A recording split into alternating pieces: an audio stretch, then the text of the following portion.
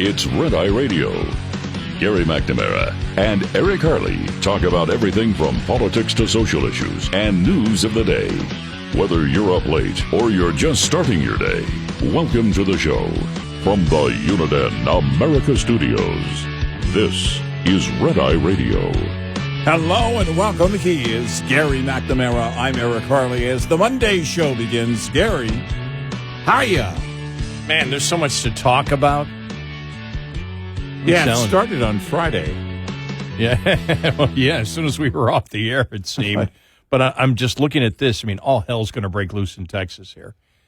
Yeah. As you know, we all know, redistricting is the talk of inside Washington. Texas voted wanting to vote on a new map here in a special session. And thank you so much. I can't even count the number of people that sent me, Jasmine Crockett might be gone. Well, thank you for that. I do appreciate it. And so you had, now this is not, Democrats have done this before. This is not the first time the Democrats have run out of state. This is where the Democrat legislators have left the state so there can't be a quorum in order to continue doing redistricting. right. And so they've gone, apparently a ton of them have gone to Illinois, where they believe they will be protected. So you wonder, all right, what's going to... Do we not have an extradition treatment with treaty with Illinois?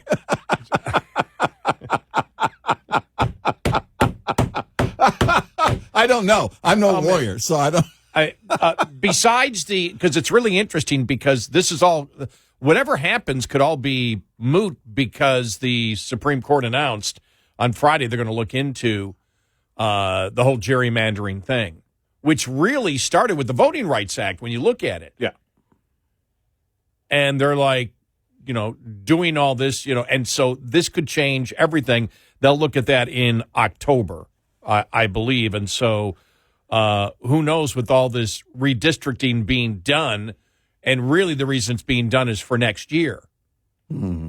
You know, all these things that may be attempted, whether it's California attempting to do it or any other state, Texas, whatever, we'll see what happens. But I'm just going to read what this is what Governor Abbott put out yesterday, because this is what justifies me saying all hell could break loose here in Texas. Mm-hmm. He writes, I'll read just the first sentence. Real Texans do not run from a fight, but that's exactly what most of the Texas House Democrats just did. Rather than doing their job and voting on urgent legislation affecting the lives of all Texans, they have fled Texas to deprive the House of a quorum necessary to meet and conduct businesses. These absences are not merely unintended and unavoidable interruptions of public service, like a sudden illness or family emergencies. Instead, these absences were premeditated for an illegitimate purpose, what one representative called breaking quorum. That's a quote. Another previously signaled that Democrats would have to go by an extreme measure of a quorum break to stop these bills from happening. In other words, Democrats hatched a deliberate plan not to show up for work for the specific purpose of abdicating their duties of their office and thwarting the chamber's business. The truancy ends now. The derelict Democrat House members, by the way, this is Greg Abbott who wrote this, not Donald Trump. The derelict Democrat House members must return to Texas and be in attendance when the House reconvenes at 3 p.m. on Monday, August 4th. For any member who fails to do so, I will invoke the Texas Attorney General opinion to remove the missing Democrats from membership in the Texas House. In that opinion, the Attorney General considered whether Texas law allows for a determination that a legislator has vacated office, quote, if they intentionally break quorum.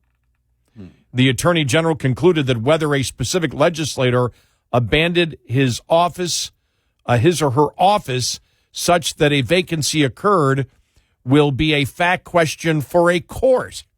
He further concluded that through action, a district court may determine that a legislator has forfeited his or her office due to abandonment and can remove the legislator from office, therefore creating a vacancy.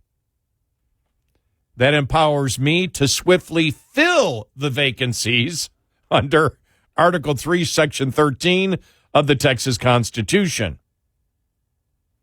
In addition to abandoning their offices, the legislators may also have committed felonies. Many absentee Democrats are soliciting funds to evade the fines they will incur under House rules. Any Democrat who solicits, accepts, or agrees to accept such funds to assist in the violation of legislative duties or for the purpose of skipping a vote may have violated bribery laws. This is interesting because this is what people are demanding for the Russia collusion. Tell us what the crimes are. Yeah, right. The same could be true for any person who offers, confers, or agrees to confer such funds to fleeing Democrat House members. I will use my full extradition authority to demand the return to Texas of any potential out-of-state felons. I guess we do have an extradition treaty with Illinois. That answers that question. Yeah. Well, the problem is, and you've seen the videos, I've seen the videos, you have these Democrats that are saying, oh, no, we're going to break quorum. They're actually telling you we're not going to abide by what our responsibility is. Right. We don't get our way. We'll just decide the rules don't apply to us openly. Yeah. Nope. They still apply to you. If you still want the seat, be back by Monday, 3 p.m. It'll be interesting to see if they come home. Yeah. Well, I don't think they'll be back tomorrow. I haven't seen anything that says. Yeah, I've seen nothing. They just got there. That they're, yeah. I remember this. I was doing my local show, I believe, the last time this happened. Mm. I can't remember what it was for. I don't know if it was for redistricting back then. I just can't remember. Yeah, I don't remember. No, I think it's happened since we've been on the air. Has it? Okay. Together, yeah. Oh, that's a normal thing. And it's just people. You mean your Democrats are just they're leaving. They're running out and going to a different state. Yeah, it's a Monday. Yeah, right. They run. They don't fight. Wow. And I'm reading here. Let me see. This amounts to an abandonment or forfeiture of an elected state office.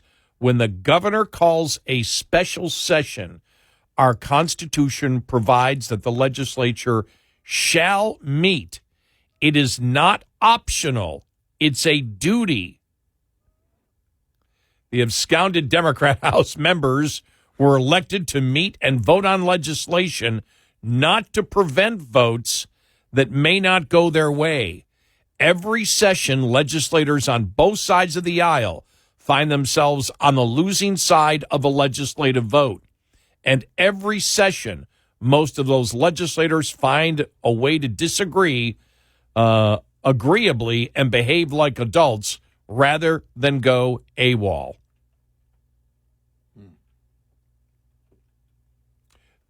Tomorrow's going to be an interesting day. Yep.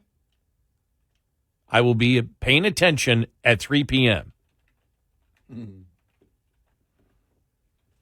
Yeah, I think everybody will, right? Because I didn't expect this soon. No. I didn't. I didn't I expect, didn't. and I credit the governor for doing it. Yep.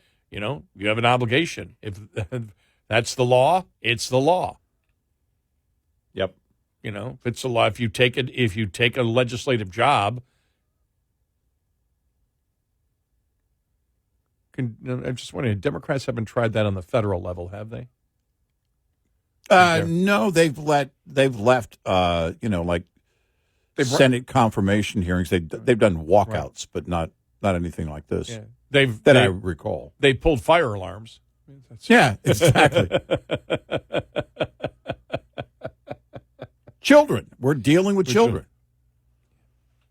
If we don't get our way, we'll just leave. I'm running away from home. Yeah, you'll be back. But it's really interesting what the Supreme Court will be looking at. They're looking at saying, basically gerrymandering for race. Mm-hmm. Can't do that anymore. Well, they're asking them to justify it because what they view is, and that's a quota. Mm-hmm. You can't do that. Right. So the Supreme Court could completely change everything here. The last time they did that was the vote by mail legislation that they were going through. It was in 2021, and the Democrats took off for D.C. It was a vote by mail? Yeah, it was the measure that would have made it harder to vote by mail. This is in 2021, so this would have been, the year after the fallout from COVID. Yeah. So, no, they'd like to be able to vote by Facebook. Click the like button. Isn't that enough? We can't expect people, you can't expect people to have an ID. You can't expect people to have to go somewhere to vote. Well, there's limited exceptions, and those accommodations are made for those limited exceptions. Everything else should be vote in person. I think as Schumer said last week, did the whole voter ID thing again, and the polling came out again. It's like it's landslide numbers. Oh, did you see the Rasmussen thing on it? Oh, my gosh. Yeah. That was that with insane. Yeah. Is requiring photo ID to vote a reasonable measure to protect the integrity of elections? Yes. Okay, the entire group, all 73%. Men, 69%. Women, 76%. Ages 18 to 29, 70%. 30 to 39, 70%. 40 to 49, 80%. 50 to 64, 77%. 65 plus, 67%. What's wrong with your age group, Gary? It's one of the lowest. White, 73%. Black, 70%. Hispanic, 69%. Other, 83%. Democrat, 64%. That's almost half. Independent, 69%. And Republican, 86% against, again, that's Rasmussen. Yeah. It's you can't win that one, and they think that they can, and it's just like, wow. Yeah. You just shake your head going, this is it's amazing. Yeah. And that was, remember the whole Georgia thing, the whole Georgia election law and Jim Crow. Oh, yeah. All that, they all moved that the stuff. All-Star game and everything. Yeah. We're not supposed to be drinking Coke, Mr. President. That's right. Even if it does have sugar. Right. They put sugar back in it. Gave people a reason to drink more Coke. Which is bad for you, the amount of sugar. And bad if you're trying to hold on to a protest. Oh, but times change. Yeah. It was.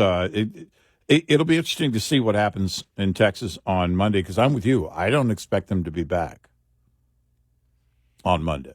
We'll have more on what Pritzker is doing. He's actually, there's a few articles out there. He's playing host. Yeah. Maybe they'll have tours and things like that. Sure. They can go to Grant Park, and this is where everybody idolized Obama after the election. Yeah. Isn't this nice? Right. Exactly. Why can't we get back to those good old days? Feel free to move there. Go ahead. See how that works for you. We got a great show ahead. 866-90 Red Eye.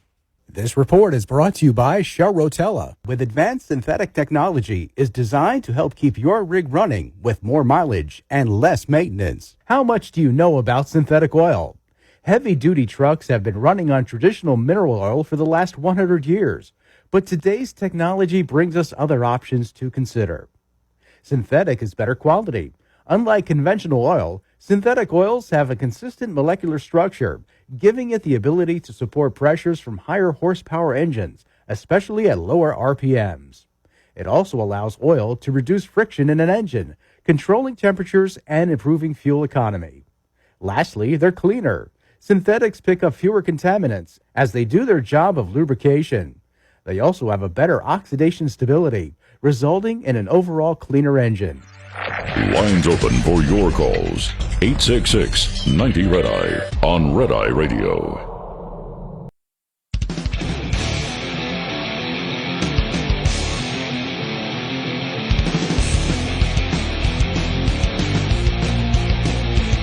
We are Red Eye Radio. He is Eric Harley, and I'm Gary McNamara. Good morning. Thanks to the listener who sent me this from 4 years ago when I remember it now. Yeah. I forget because I remember this. Yeah. Texas Democrats singing 4 years ago when they escaped to Washington. Yeah.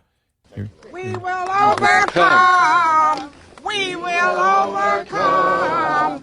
We will overcome someday.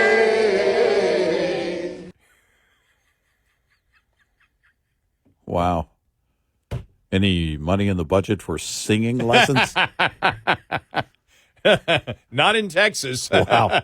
Someone sent me a message, how soon we forget, and I'm thinking, no, how soon we would like to forget. That entire, this has been their game.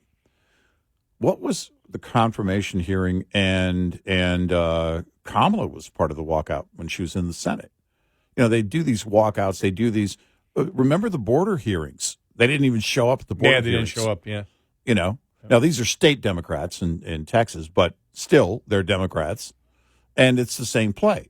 The party is what the party is, and this is what they're made of. If we don't get our way, we'll just walk out. Well, that's not a protest. You're just being a coward. Period. Yeah. You don't believe in democracy if you do this. Right. The whole argument, we're about democracy. No, you're not. No, you're not, because you're not giving the people that voted for you a voice. In fact, you're taking it away. Yeah. Are you going to lose your job? Well, a handful of them probably will after redistricting. But what do you do after that? Well, no, these are the state legislators. I know. Well, in the party, right, they're going to lose a on handful of seats. Level, right. Yeah.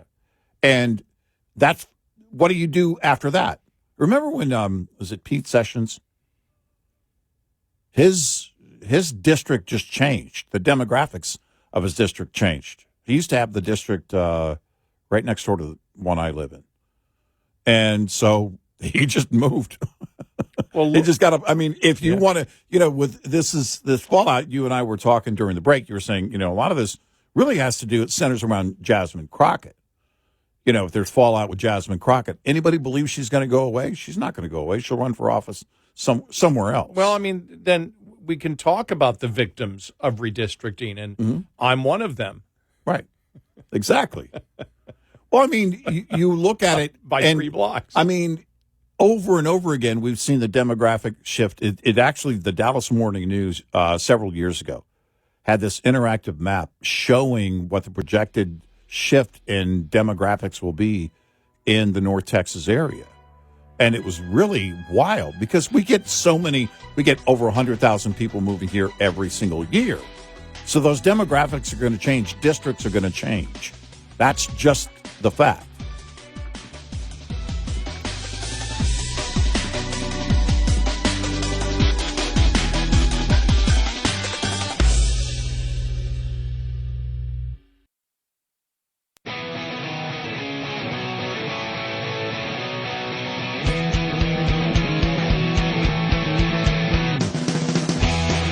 Catch all 5 hours of the show live every night on the Red Eye Radio app, available in the App Store. Red Eye Radio.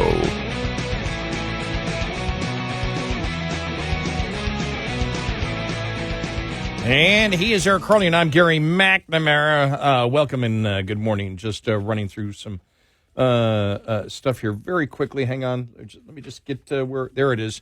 Racial gerrymanderers in the dock. The Supreme Court will hear what could be a voting rights landmark. Reading here, I have something from National Review. Supreme Court inches closer to ending racial gerrymandering. Get ready for what could be another landmark Supreme Court case. On Friday, the justices agreed to consider whether majority-minority congressional districts drawn to comply with the Voting Rights Act are compatible with the Constitution's equal protection guarantee. In June, the court announced it would rehear a redistricting challenge, Louisiana versus Callius, in a term that begins in October.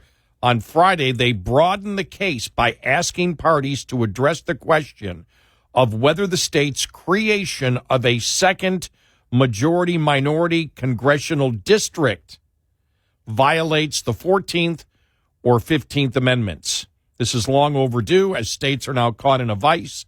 If they weigh race too heavily, they can run afoul of the Equal Protection Clause.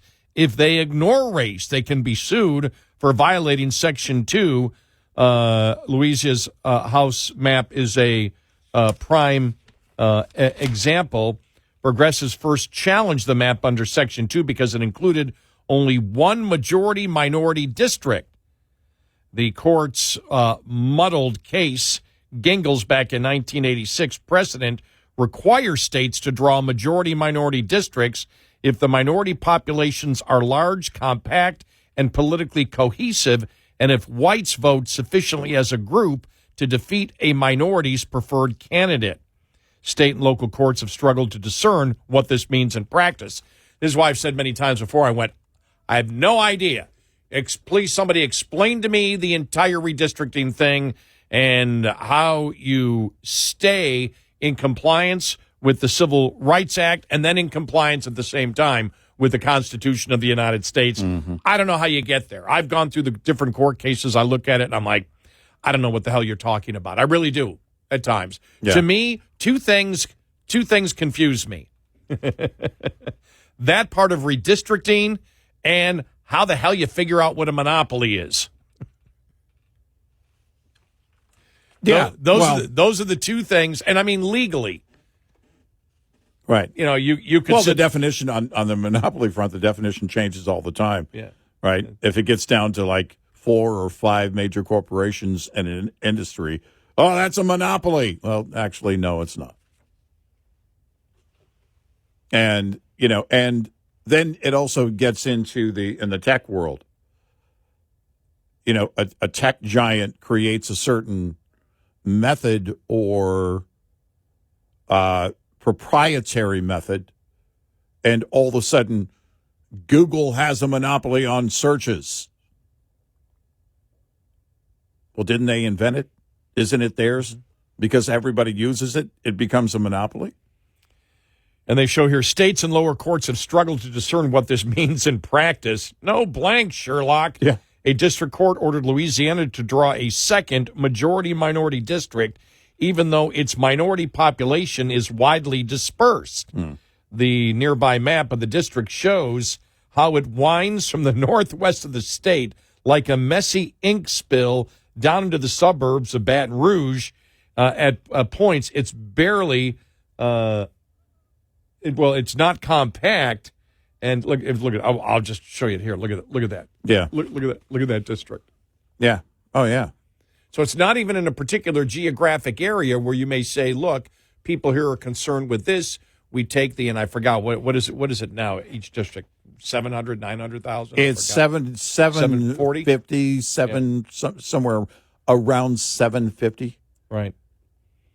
And so we've seen these districts. My district, from what I know, my district is huge. Majority-minority district. That's why Jasmine Crockett won with 85% of the vote. Mm-hmm. And that's why a Republican didn't even run. Think about that.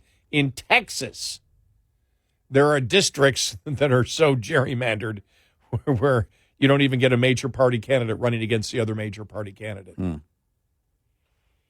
You and I used to live in the same district, and we don't live close to each other. Yeah, you're right. Yeah. Yeah, we live a good... They cut diagonally across the Metroplex. Like 30 miles away from each other, right? Yeah. And Yeah. And some of them I've seen before. You look at it, it's, you know what it looks like? It looks like one of the impounded lakes in Texas. Oh, you see these lakes that they build, that they put a dam on, and it just winds all over the place. Right. Every time I look at that, and I go, is that a lake or a congressional district? Right. Well, it's like Ronnie Jackson's district. My parents live in that district. And it starts basically in North Texas and then goes out west. It's a huge chunk of the panhandle. I mean, it's massive, but it's because of the sparse population. It goes back to the population. Right. Same thing with the one district that goes from San Antonio all the way out to El Paso. Well, it's mostly non-human lizards and rocks. Well, there are some cold-blooded representatives in Congress, so I can see that they have some lizard-like representatives. Lizards do the have lizard people. They have some representation. Yeah. So that's why we have to shut down oil drilling. Protect the lizards. So, we'll see where this all happens. But, man, could you imagine if they're not back tomorrow? I mean, because Abbott, Abbott isn't the kind of governor that says something and then doesn't do it. No. Especially something that says something, it's going to happen. Something as blunt as that. Yeah. And then, of course, the courts are going to be all over it. Mm-hmm. The first thing is, think about, this is interesting, because you would expect the courts to get, if those state representatives don't come back tomorrow, and he says, okay, fine, you have vacated your office, and we know it, here's tape. You're hanging out with Pritzker in Illinois all together. You have abandoned it. I'm going to replace you. Now, of course, the first thing that's going to happen is courts are going to get involved in it. Now, are courts going to put a stay on that, or are courts going to say, you need to come back until we figure out whether this is right? If it's per the Constitution, and we're talking about a special session called by the governor, and it's a matter of the state constitution being applied here, I don't know what the courts can do about it.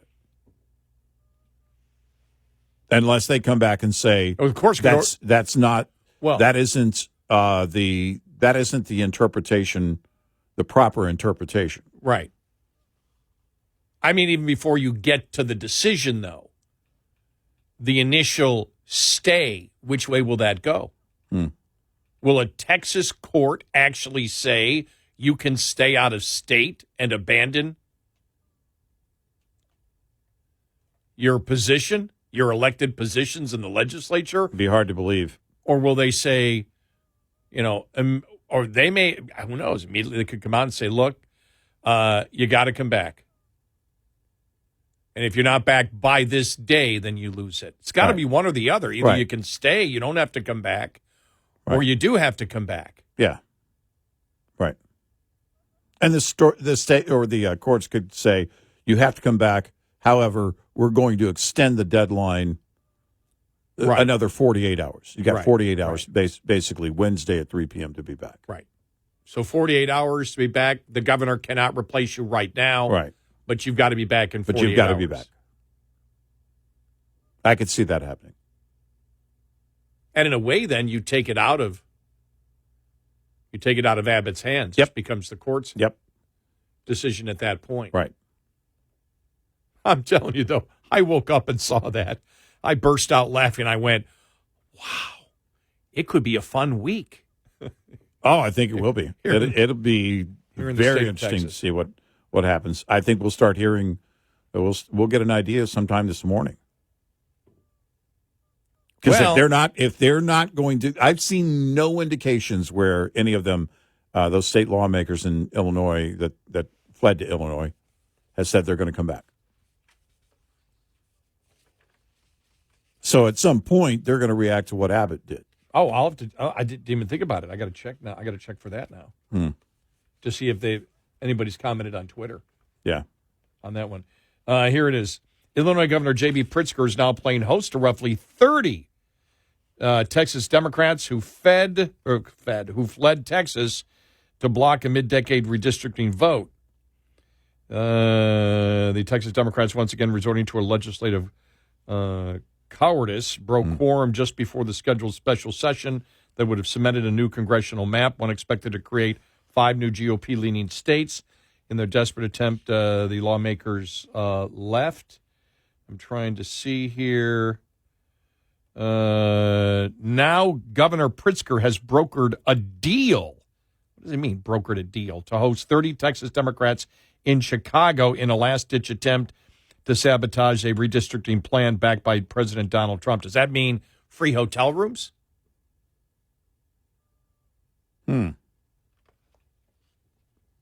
If you brokered a deal, what's the deal? Okay. NBC reported the roughly 30 Democrats are expected to stay for a week in the plan brokered with Pritzker, who had met with the Texas caucus late last month and directed staff to provide logistical support for their stay.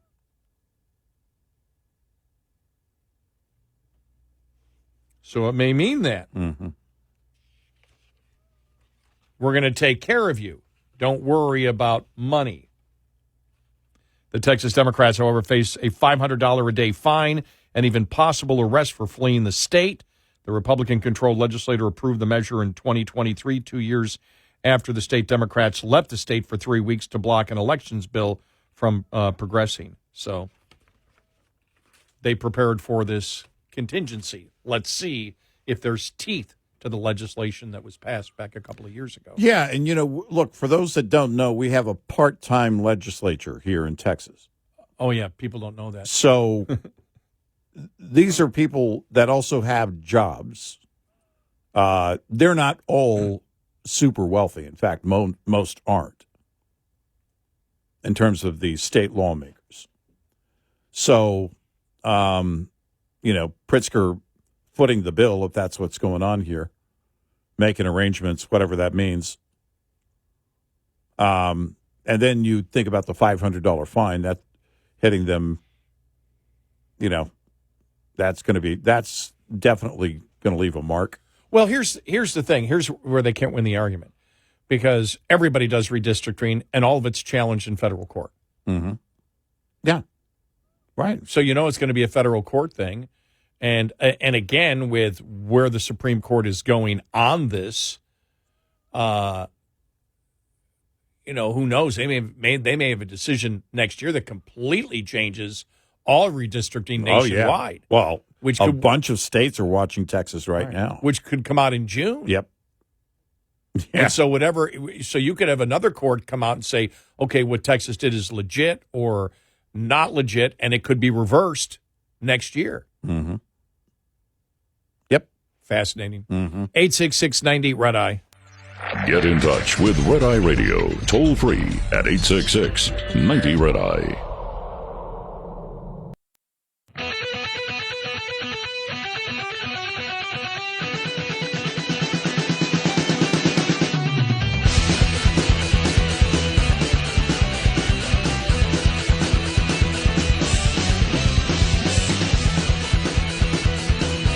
We are Red Eye Radio. He is our Harley, and I'm Gary McNamara. Welcome and good morning. The president firing the head of Bureau of Labor Statistics. We'll get to that coming up after a bad revised job report. One of the things we'll tell you is how they actually do it. How they actually do that. You and I, when we talk about government figures, we've always questioned them from the GDP on. Mm-hmm. We've always questioned them, but they're the only thing that you really have out there. And it's not whether I believe it or not, or you believe it or not, or even the president believes it or not. It's whether the market believes it. Yeah. That's Yep. and they're the ones that look at it and go, okay. But it was really, really interesting over the weekend on it. I wasn't surprised if those numbers are true. The revised numbers, as we know, they revise them because they believe they're more accurate on Right. both sides of the issue. So Right. we'll get to that and a whole bunch more on the way.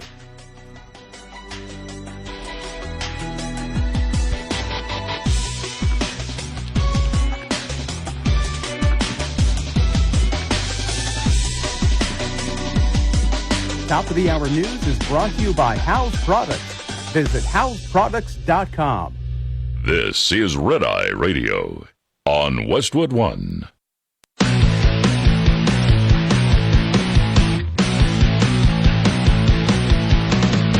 Now, it's Red Eye Radio. Gary McNamara and Eric Harley talk about everything from politics to social issues and news of the day.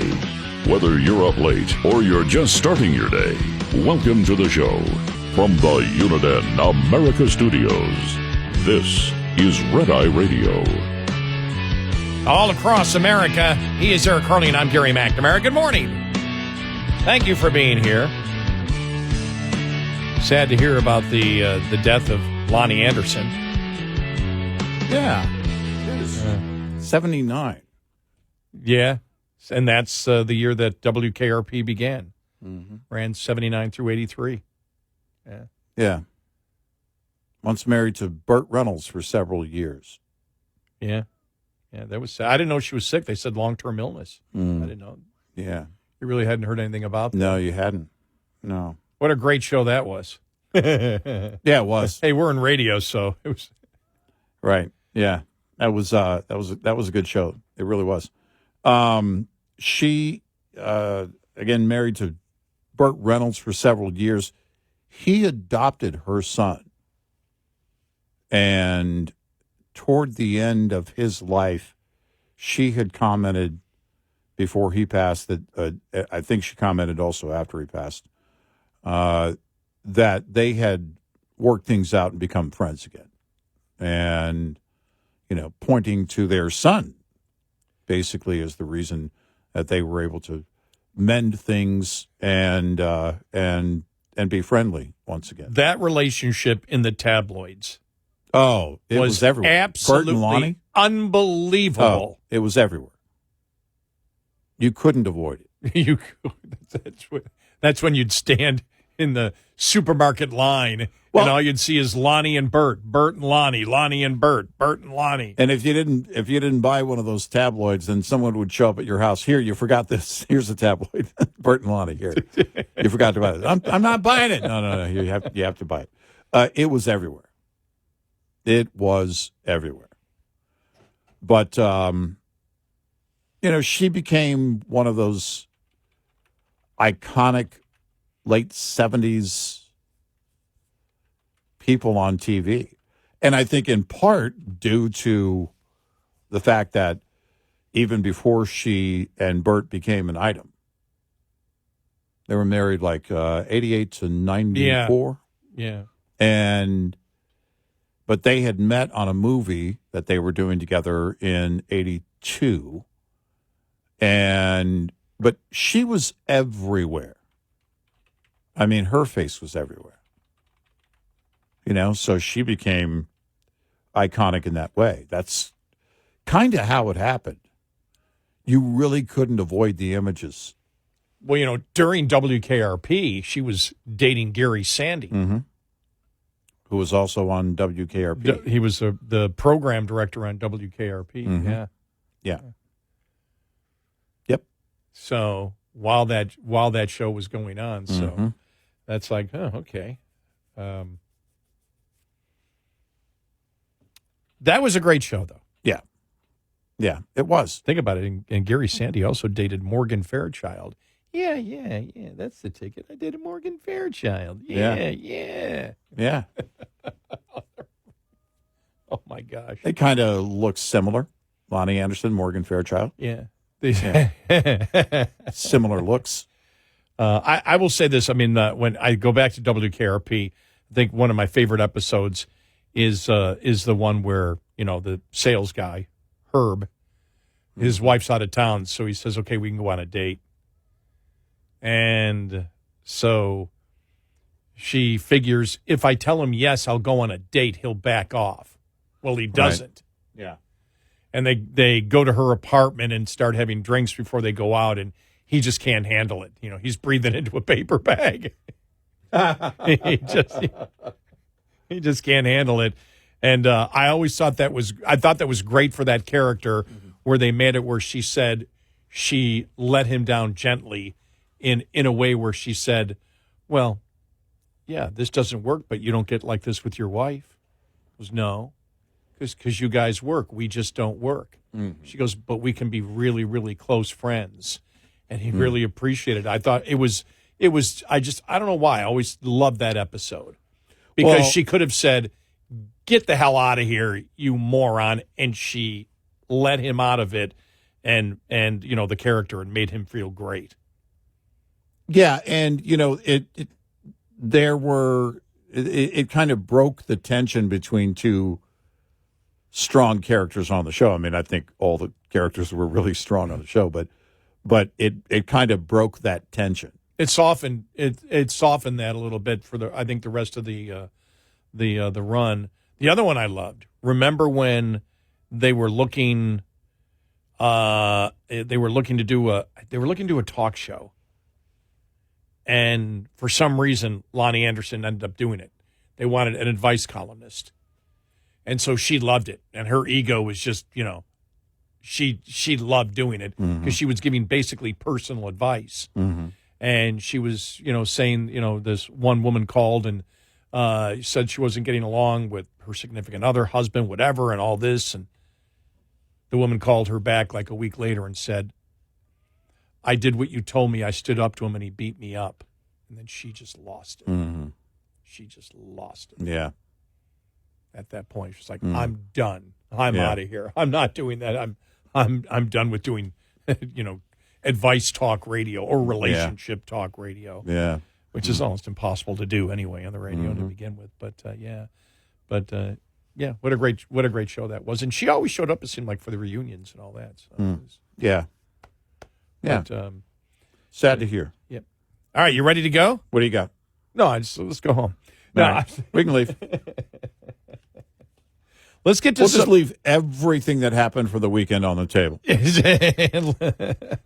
Let's get into some of the discussion that was held yesterday after the jobs report came out on Friday. First, we go to Kevin Hassert, the White House National Economic Advisor, on whether the job numbers were rigged, because Trump used the term rigged. Here we go. Just to be very clear, does the administration have any evidence that it was rigged, as the president said? And will you be presenting that to the American public? The evidence is that there have been a bunch of revisions that could appear to partisans. Well, I mean, the revisions are hard evidence. For example, there was a 818,000 revision making the Joe Biden job record a lot worse that came out after he withdrew from the presidential campaign. There have been a bunch of patterns that could make people wonder. And I think the most important thing for people to know is that it's the president's highest priority that the data be trusted and that people get to the bottom of why these revisions are so unreliable. Well, then the president shouldn't have the opposite opinion of Kevin Hassert, who had it right, because the president came out and said the revision was done after the election, after he won, and that was completely false. Mm-hmm. The 818,000 actually hurt Kamala Harris, and he was trying to make the case that it helped Kamala Harris. It did the opposite. You and I remember, because they came back and looked at the entire year before and said, sorry, we way overestimated. You know what it sort of reminds me of? It reminds me of the way that radio used to do ratings. when you look at this kind of thing. Radio used to do ratings, the radio business, where people would get a diary, and they'd fill out that diary during the week. So if somebody liked a show, they would just jot down, I listen to the show all the time. Right. And they found that there were inaccuracies in it because of it. Now it doesn't work that way. Now you get a little meter that picks up the signals coming out of radio stations, and that's how you're rated. That way, it picks it up. Thousands of people walk around in a particular city every week, different every week, with a little, thing that picks up that, what they're listening to. Mm-hmm. And so that's more accurate. You had some formats that got hurt by that. Yeah. When you went to that new technology. Mm-hmm. But that was how it was done. But to say that the evidence that it was rigged is a revision would be inaccurate, and Hassert knows that. Well, and if you're going to tout the good reports and then condemn the bad reports based on the same methodology, then you've got a problem. Right. Here's more from Hassert about shooting the messenger. Here we go. The very definition of shooting the messenger? No, absolutely not. I mean, the bottom line is that there were people involved in creating these numbers. And if I were running the BLS and I had a number that was a huge politically important revision, the biggest since 1968, actually revisions should be smaller, right, because computers are better and so on, then I would have a really long report explaining exactly what happened. And we didn't get that. We didn't get that. And so right now, people, Goldman Sachs, people on Wall Street are wondering, where did these revisions come from and why do they keep happening? And what we need is a fresh set of eyes over at the BLS. And there are great career staffers. One of the top BLS staffers is actually working in the White House to help us understand the jobs numbers. When I saw the jobs revisions, I literally called up that person and said, I think there's a typo. Because I've been following these numbers all the way back when I worked with Alan Greenspan for something like 40 years, and I've never seen revisions like that. There's a difference between inaccurate numbers and using the term rigged. Right. That's the problem. Right. And the president got it wrong because the example he used was exactly the opposite of what happened in 2024. It happened and it hurt Kamala Harris, and he specifically said the numbers came out after the election. They came out before, that he won. No, the numbers came out and hurt Kamala Harris. I know, because you and I talked about it in August of last year. Here's Kevin O'Leary that has agreed with so much of the fiscal things that Trump has done on CNN. We're used to volatility. We had a bad print on jobs. I did not agree on whacking the commissioner. I don't like that. Whacking statisticians makes no sense whatsoever. You don't shoot the messenger. They used to do that in ancient Rome. Bad news, to kill the guy off the horse. You don't need to do that now. It doesn't matter. This is a job where you just print data. So I didn't like that story. There you go. When you look at it, because people wonder, well, how do they do the jobs numbers? And you look at it and you go, okay, yeah, all right, it's susceptible to error without question. Now, this is not new. It was the same yesterday. It was the same last year. There is no difference. You have 631,000 workplaces that are surveyed by a variety of ways. Phone, websites, even fax, according to the Wall Street Journal. Many businesses don't respond, and since COVID, they don't respond as much. The response rate is down to 43% from 60% before the pandemic, and small businesses are less likely than bigger ones to respond, especially in the first month. The revisions are they send all these out, and then some people send them back the first month. You get further responses than that constitutes the revision. Right, the second month. The second month and the third month, because there's three revisions in it. Right. And so you always see basically them the changing. first month is incomplete data. By the third month, you're going to get likely the most incomplete. Basically, if they're going to complete it, they complete it by then. And it's known that the estimate can be off in either direction by 136,000 in any given month because of statistical chance. But the variations tend to even out over several months of looking at it. Also, the survey does not fully account for business births and deaths. The BLS attempts to do so by using a model that incorporates other government data. When the economy is rapidly expanding, the model tends to underestimate new businesses relative to failures. But when an economy is slowing, the model typically does the opposite. The BLS adjusts its job numbers and models annually based on more comprehensive records from state unemployment insurance agencies, but there's a lag, and that's why the Bureau last August revised its job numbers, its job estimates down by 818,000 over the 12-month period that ended March of 2024. And they say if the BLS representative, the leader, was trying to help Kamala Harris, why would she have done so before the election? And that's where the president got burned. You saw a lot of his most loyal influencers didn't touch this one because they knew when he said after the election, then they gave out the right numbers. That was completely false. Right. The numbers came out in August of last year and hurt Kamala Harris. Right. So, what does this do now to any future numbers that come out? Well, it really doesn't matter what I think of the numbers, or as I said before, you think of the numbers, or what Trump thinks of the numbers. It's what the market thinks of the numbers and whether they're accurate or not. Mm-hmm. Yeah, that's what it comes down to, is that they've been analyzing. Again, it's been the same process for years and years. So they're analyzing this data the same way they always have. And the market understands revisions and what's to come and where that could end. Because here's the problem with the concern, when you want to go out and make such a move where you fire the head of the BLS, well then, all right, what if that revision comes back even worse? What if the third revision comes back even worse than that? You have to look at it in its entirety. The median forecast was roughly 100,000. Came in at 73,000 on the unemployment report. So that's a significant swing between the median forecast and the actual initial jobs report or unemployment. Yeah, but the revisions were like, oh yeah, whoa. And there's the things that you look at exactly what's going on within. My question would be, how much is to be learned within those surveys of these employers about the effects of? Some will tell you, some won't. They have to go back and actually do this work to find out why. And when you get to that point, if it points to tariffs or points to whatever it is, then, again, that becomes a problem.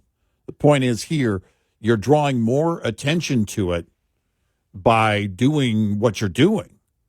And I don't know that that's going to work for you politically. 866-90-RED-EYE.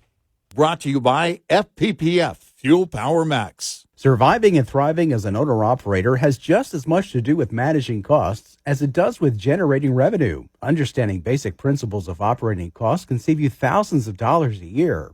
Costs are not the same each month. If 9,600 miles are driven one month and 10,000 miles the next, two different sets of costs apply for each month. For example, if your tractor payment is $1,850 per month and you drive 9,600 miles in the month, your tractor payment is costing you 19.3 cents per mile. Drive 10,000 miles, though, and that same payment will cost you 18.5 cents per mile. This is one of your major fixed costs while paying off a truck loan. The difference in this example is only a fraction of a cent, which may seem like small change, but it ultimately amounts to $960 more annually on the bottom line. Because though fixed costs do not go down over time, you can reduce your cost per mile with more paid miles. Owner-Operator Business 101 is provided by Overdrive's Partners in Business program. Go to overdriveonline.com to the Partners in Business section of the website for more details on this and many other topics. Brought to you by Shell Rotella, with advanced synthetic technology is designed to help keep your rig running with more mileage and less maintenance. We'll be right back with more Red Eye Radio with Eric Harley and Gary McNamara.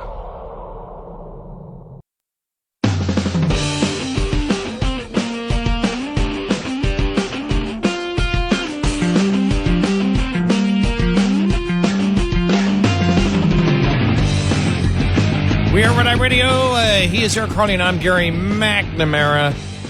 Welcome, and good morning. We'll get into more of the specifics from the Bureau of Labor Statistics unemployment report from the other day. I did see some in the White House say, yeah, but one of the reasons that it's down is because of the federal government, because we're cutting jobs in the federal government, which is true. Right. Yeah. That was minus 12,000. So I guess my point would be they believe those numbers. Yeah. Of minus 12,000. But where else in the private sector did the report say we are? We'll have that coming up.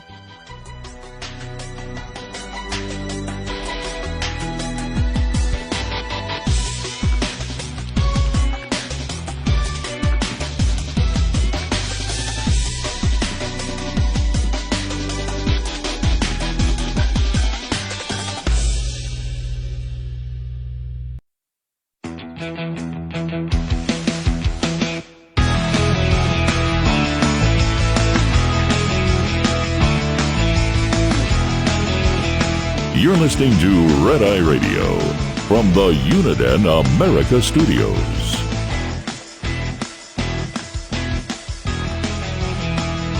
And he's Eric Harley, and I'm Gary McNamara. Welcome and good morning. Thanks so much for being here. And you and I talking about Kevin Hastert talking about, well, the revisions, show the fact that it was rigged. No, it doesn't. The revisions show that the revisions might show that we have a completely antiquated way of judging what's going on in the job market. Right. But the question is Friday's report consistent with, in terms of its methodology, with the way it's been done for years? And the answer is yes, unless, again, there is something specific that changed about these particular revisions that came out on Friday and the unemployment report for July. Well, the problem was the president put Hastert and everybody else in a corner because he said it's rigged because of the election. It's rigged because of politics. Yeah. And the example that he used was flat out wrong from last year. That's the problem. And so they're trying to soft sell everything here. Well, the rigged is the revisions. So then it was rigged last year. And then even Hastert gave the example. The example he gave of it being rigged was after Biden dropped out, the revision that came out in August when she was there, Harris was there, was when they did that huge revision of March of 2023 to March of 2024, where they revised it down by 818,000. Well, that hurt her. It didn't help her. It hurt her. And Trump said, and then the truth came out after the election. No, it was out in August. And so that's the problem. He's making the case. He's not making the case, as Hastert was trying to make in others, that the system of how we figure these things out is antiquated. That's the point they were trying to make. We need more transparency. Trump was making the case that it's rigged against him because of politics. And everybody's wondering, where's the evidence of that? Because his own economic advisors didn't have that evidence. Right. Now, the problem is when you put everything, all your, what is it? When you put everything into one hat. What is it? All the straws in one hat? Eggs in a hat. All your eggs in one basket. All your chickens in one hat. All your whatever goats in one truck. When you do that based on what he wishes to do with the economy, as we've stated, when you decide to tariff, whether it's justifiable or not, because many times putting a tariff on another country, if they're involved in unfair trade practices, is correct. All your cats in one skirt. But as we have said, tell the people there's going to be pain. Don't say that taxing the American public And don't get caught going back and forth saying, oh, no, the exporters pay it. Oh, no, well, the importers pay it. Well, there will be some pain for the people, but no, the foreign countries pay for it. He's all over the place on that. And the American public's not stupid. They see it. Well, when you, again, when you see what took place on Friday, and there wasn't this huge groundswell of followers going, yeah, this is what happened. You're right. There wasn't. Nope. Is there a problem in the methodology? I've been thinking that for a long time. Yeah. You know, you look at sometimes the difference between the ADP report and the unemployment report, and it's like, well, why can there be such a huge swing? And let's get one good, thorough methodology and apply it. Now, the question is, can you do that?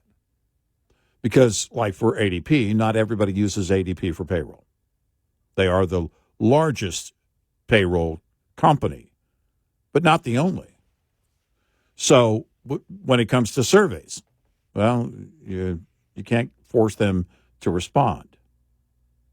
So I don't know what the situation, will be, that comes of this. If there's a map to a better road here, then great. Then change the system. But the question from Friday is this the same methodology that's been used for years? Well, the fact is they loved the BLS report on inflation. Mm-hmm. Excuse me, the week before on inflation. They also do inflation. Right. And it's like, okay, so are they getting everything wrong? And is everything being done to hurt you? Yeah, I mean, it really is. You don't really have to.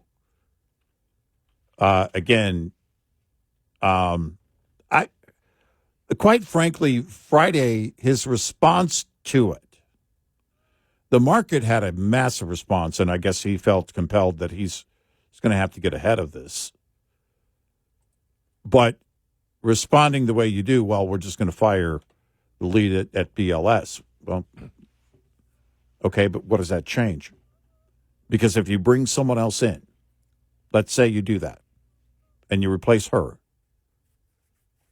and the revisions are even worse. Can you change reality? Well, when you have, because you and I talk about the things that matter to him.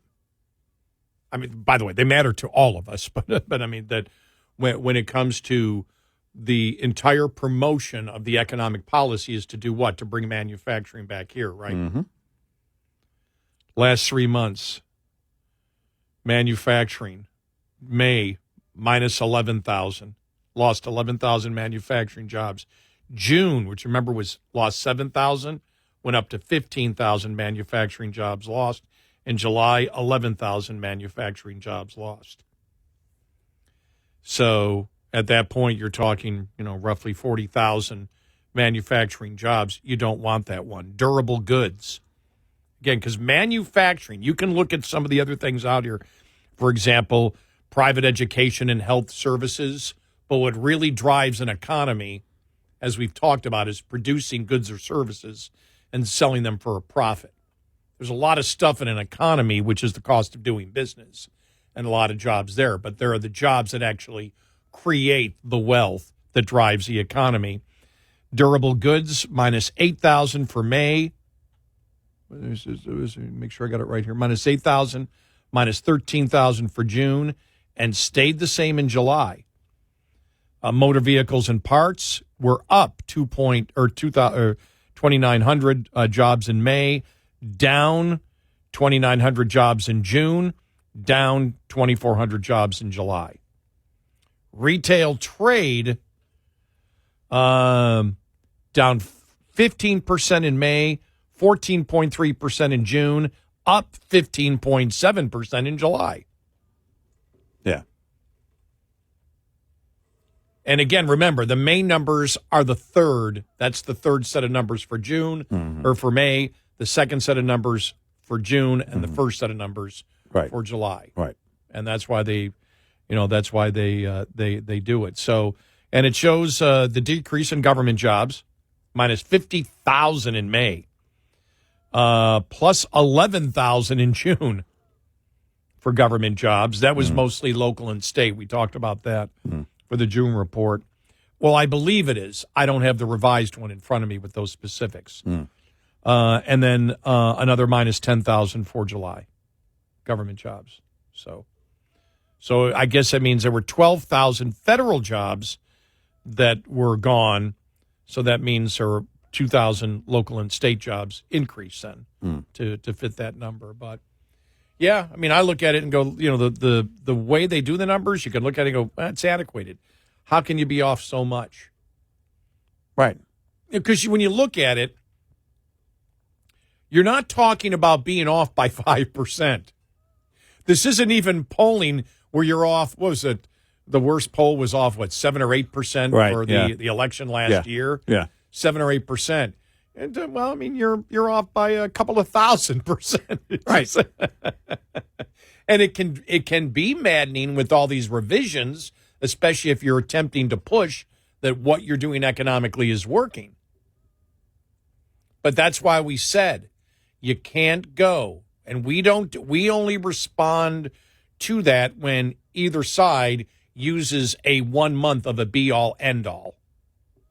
Remember, when the Atlanta Fed said that they projected the second quarter would be 4.6 economic growth, the administration went crazy on that one. 4.6% growth, and we said, where are they getting this from? There's no 4.6% growth. Oh, it was the Atlanta Fed projection they were using. Remember we searched for that? We went, well, that's a projection that changes drastic, as wild, but they were the ones promoting that that's what, they were making the case that that's what the GDP growth was right now to show the success of what they're doing by 1 month. Yeah, and that GDP now is like a snapshot of today, saying, well, if nothing else changes, which of course it is going to, if no other data comes in, then it will be this. Did you see the Atlanta Fed the day before? Because they came out with 3. Right. Had 2.9. Right. So they weren't that far off. Well, the day before. Right, the day before. That's my whole point. Which means you've got... Is that along the way, it's... Right. If that data is, changes at any point, then it gets... And it's quite often the case, the closer you get to it, well, the day before, they've got the same data, and it's going to be what compiles, for the most part, the report. So all of that makes sense. But if you're following it and taking any snapshot from the GDP Now forecast, that's dangerous. And if you're going month by month, as it seems the administration does, as the be-all, end-all of the success of your economic plan, you're going to go nuts. It's going to drive you nuts. Yeah. Well, the president already said on tariffs, there will be some pain. And we also know that they're trying to get rid of a lot of the bloat in terms of government jobs. And so that was, we said back then, with the advent of DOGE and trying to pare down the number of government jobs, well, that's going to affect the jobs report, the unemployment report. And you're going to have to brace for that. So if you were going to take a position on this, you can say the government has had bloat for the longest time. And we have way too many people working in the roles of the federal government. Or it can also apply to state governments as well. So our position has been, we're going to work at reducing that workforce so we can be more efficient for the American taxpayer. That's going to make the unemployment report. That's going to hit the unemployment report. You should expect that. And then you move on. The miss on the forecast and everything else, you just put that in there and you go, well, I don't know. Whatever the forecast, whatever the analysts are doing. But the one thing that you don't want to do is say, well, we're going to get to the bottom of this, and then next thing you know, your next revision gets even worse. If there's a there could be massive fundamental flaws. I didn't hear anybody over the weekend offer what I thought was a good solution on change. What is that solution? I don't know. Because you can't force those employers to respond, which is why you wait. In the second month, you get more responses. And then third, you get as many as you're going to get. See, here's what he said. Head of the Bureau of Labor Statistics did the same thing just before the presidential election when she lifted the numbers for jobs to an all-time high. Then when I won the election anyway, she readjusted the numbers downward, calling it a mistake of almost 1 million jobs. That didn't never happen. Right. Never happened. 866-90 Red Eye. Coming up, more with Gary McNamara and Eric Harley. It's Red Eye Radio.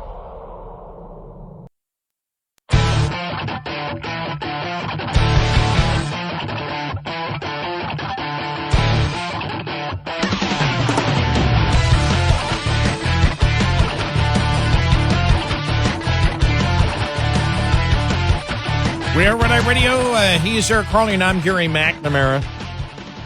But if what comes out of this is more transparency of the numbers, so you can get more independent experts to look at all the numbers and say, we believe it's wrong to do that. Open it up more. Sure. I've got no problem with that at all. Yep. I'm all for more transparency, and I'm all for people that may know a lot more than I do about algorithms or whatever, about how can you get more accurate numbers. Yeah, if there's a better process, let's get to it. More consistent numbers. Exactly.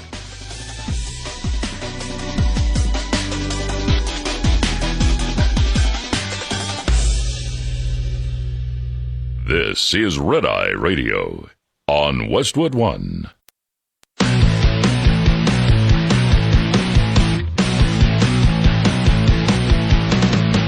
Now, it's Red Eye Radio. Gary McNamara and Eric Harley talk about everything from politics to social issues and news of the day. Whether you're up late or you're just starting your day, welcome to the show. From the Uniden America Studios, this is Red Eye Radio. All across America, we are Red Eye Radio. He is Eric Harley, and I'm Gary McNamara. This is hilarious. You saw that the talk show host, Lawrence Larry, as we call him, his real name, also known as Charlemagne. We hit this a long time ago when he started getting publicity. Calls himself Charlemagne the God. Which is odd to me because I thought the God was a totally different entity. Yes. I guess I got it wrong? Yes. Well, he was on with Lara Trump. Mm-hmm. Trump was furious because he came out and said, now he's wrong. I think he's completely wrong, by the way. Charlemagne's wrong. I think there's a political coup going on right now in the Republican Party that people aren't paying attention to. I think this Epstein thing is going to be a way for traditional conservatives to take their party back. I really do. He's wrong on that. No. He's completely wrong. That's not his analysis. And I don't think he's necessarily that intelligent of a guy, but he is one who has questioned the insanity of the Democratic Party.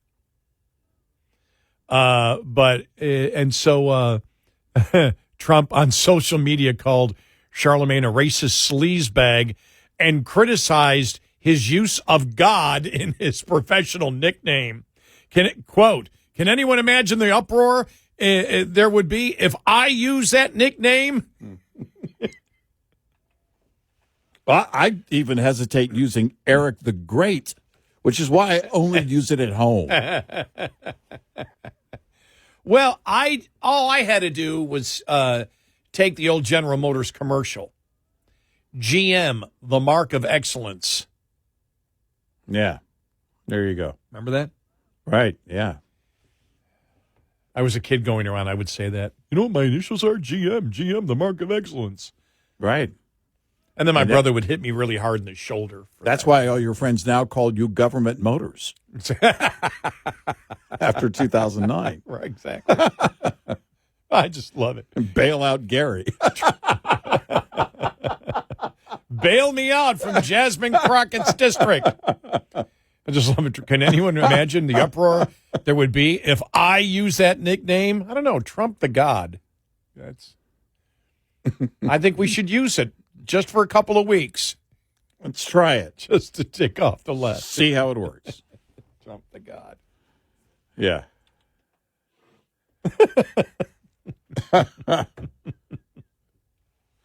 That's just funny. It's but no, there isn't this, huge coup. Is there division on that issue? Yeah. That's not going to be the uprising that ends MAGA. No. It just isn't. But I just thought that was interesting. And then the Sunny Sweeney thing just won't go away, will it? Yeah. It's a week now? Right. Well, way too much time. You had the clothing company come out and say it was about blue jeans. It was always about blue jeans. What I love about that is that they weren't trying to appease anybody in their statement. They're like, the commercial was about blue jeans. The campaign's about blue jeans. Nothing more, nothing less. Blue jeans. The one I loved over the weekend, I forgot whether it was Friday or Saturday, was, she's a registered Republican. I don't care. It's a jeans ad. Right. Like they discovered something. Well, now remember when it went from, if you at one point if you had an American flag, hanging in front of your house, they were just part of living in America. Now it's Trump supporter, huh?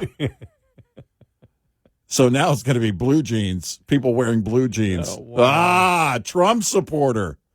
You're all MAGA. I'm going to be wearing khakis or whatever the left is going to be wearing. I'm going to wear my leather pants everywhere. Yeah. That'll work. I refuse to wear blue jeans. Right. And then the video came out of Sunny Sweeney at a gun range. I'm like, oh, my gosh. It just keeps getting better and better. The left's just going crazy. Well, she's in a gun. That's got nothing to do with her selling jeans.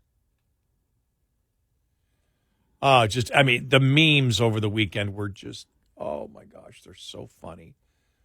But that's what the left goes crazy about, which is why, as we said when this first came out, perfect example of the fact that Democrats haven't learned a damn thing. And are going to continue doing the exact same thing over and over and over again. And again, it's the average person looks at that and says, what is all the problem? What is all the problem? What's the problem? How did they get from A to B? How did this fire start so quickly? And people don't get it. Well, they don't understand, because they look at it and go, well, I don't see what the big deal is. Well, it's a blue jeans ad. And it really means nothing. You think there'll be virtue signaling if a Democrat or anybody like in Hollywood is caught wearing jeans?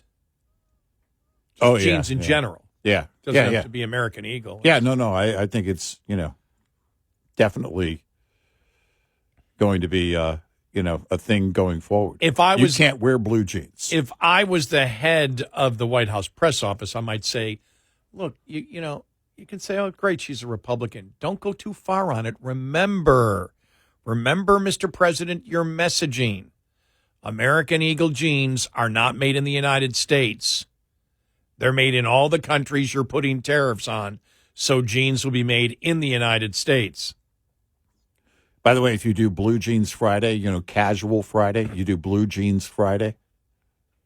You can't do that anymore. You're going to get a boycott. Casual Friday. Casual Friday. Yeah. They still doing that? We I don't work in know. radio. Every day is casual. When I used to work during the day, I used to wear a tie all the time. Mm-hmm. Just because you're around more salespeople that would be bringing in. Really, it wasn't because I wanted to look good on the radio. It's because you were dealing with more people in sales and more clients and things like that. Mm-hmm. Didn't they one time stop if people from wearing? Remember, people started wearing shorts during the summer. You mean in our company or in general? In our no, it was at our WBAP when we worked there. Yeah, I don't remember. But that would be bad news for middle-aged morning men. Well, no, I thought it was morning show I hosts. remember Stubby. Remember Stubby always walking around in shorts, and it's like I thought someone said to him, you caused this because he worked.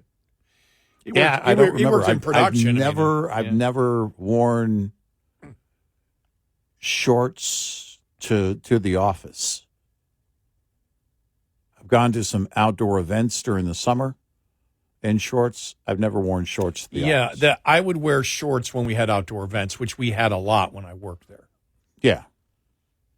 And so I'd wear shorts in the afternoon because I'd be coming from being somewhere outside.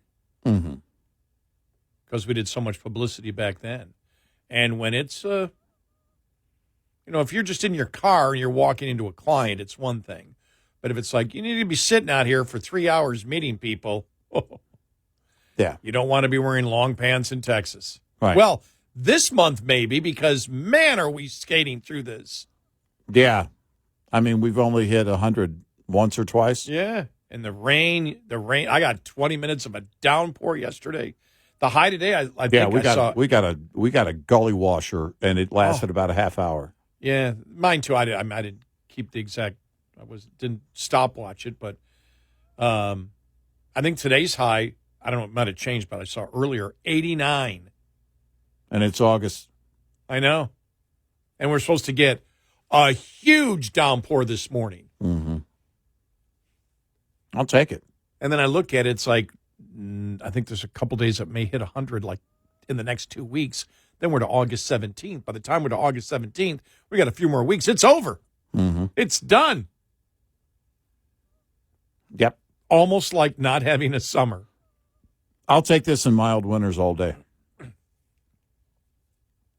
Yeah. I'm okay with it. Wonderful. But yeah, when I saw this headline, Sunny Sweeney puts impressive gun skills on display. Prepare for libs to explode. From Outkick. Yeah. Well, I'll tell you, in those jeans she's wearing in the ad, there's no conceal and carry in those jeans. That's not going to happen. I did notice maybe you some have to wear areas, a shoulder. maybe some areas up top where you could, maybe holster that thing. Right, maybe a shoulder harness. Yeah, that's it. Yeah. Or as Texas women call it, a bra. Is your gun in your bra? Yeah. So's my cell phone. I mean, it's just, isn't it so stupid, though? It really it's just is. Like this thing. It really is. When I woke up last night, I'm like, God, it's still in the news. But I jeans love ad. the fact that the left is just making such a big deal about every little thing. Please keep it up. Please keep doing it. I did play the one woman that related it to wearing a mask, right? I played that last week. Yeah, I think we did. Yeah, the one that was saying these are the same type of people that don't wear a mask. This is now. Don't wear a mask now when there's a pandemic and marginalized people of color, elderly marginalized people of color will get sick and die. Yeah.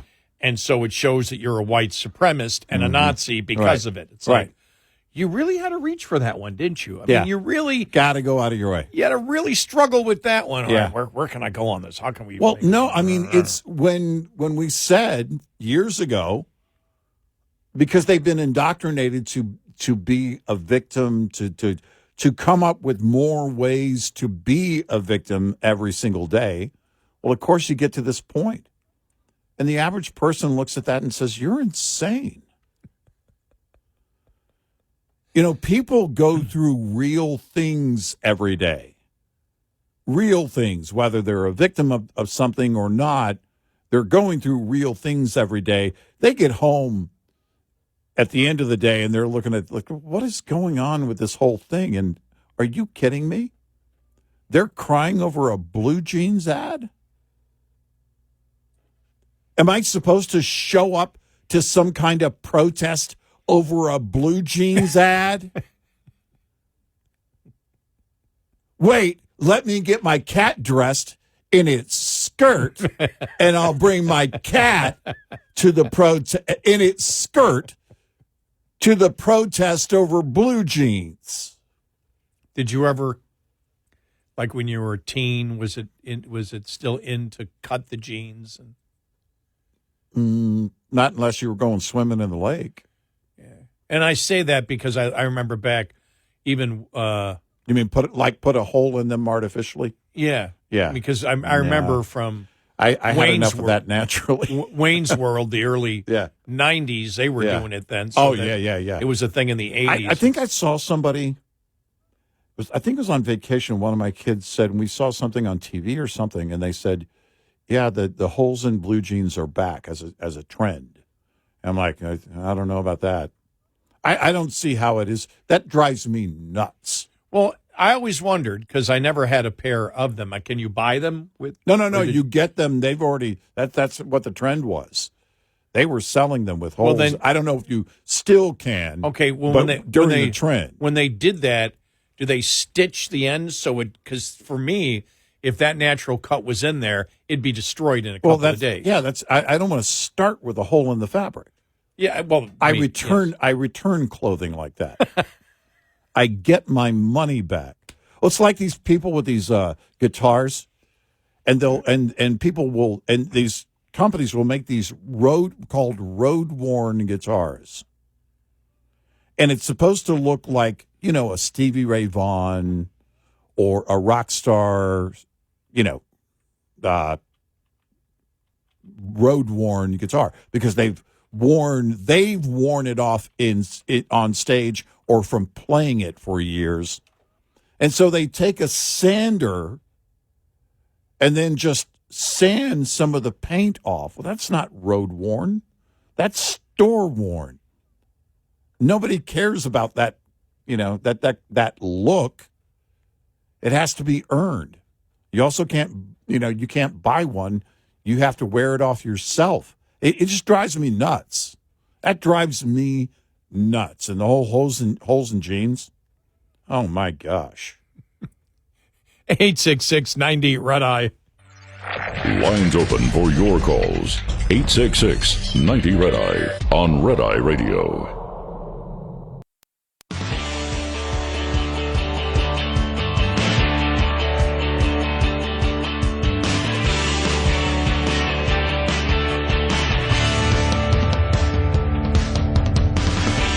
We are Red Eye Radio. He is Eric Harley, and I'm Gary McNamara, talking about the Sunny Sweeney and the jeans ad and all that stuff, and the ripped jeans. I was just thinking how funny it was. This actually happened to me. This goes back years ago, and I was furnishing my place. I got a nice coffee table, nice end tables, and everything else, and they were delivered, and they look all great. All of a sudden, I looked, and they were a couple of days. I looked, and I went, "Oh my God, there's holes in them and scratches. You said this is worn. This is damaged." And I called them up because I got the warranty on it. Mm-hmm. And they came in and looked at it and go, "Sir, it's supposed to be that way. This is distressed furniture." Yeah. No, actually, I had no idea. Back when we were doing real estate, actually, there was a process for doing distressed floors, wood floors. I'm like, oh my gosh. Because I grew up, if you had wood floors, growing up, you would look to preserve them at every turn. Yeah, they would look, yeah. Right? Mm-hmm. Or restore them or whatever, if you found them in bad condition. But they would take chains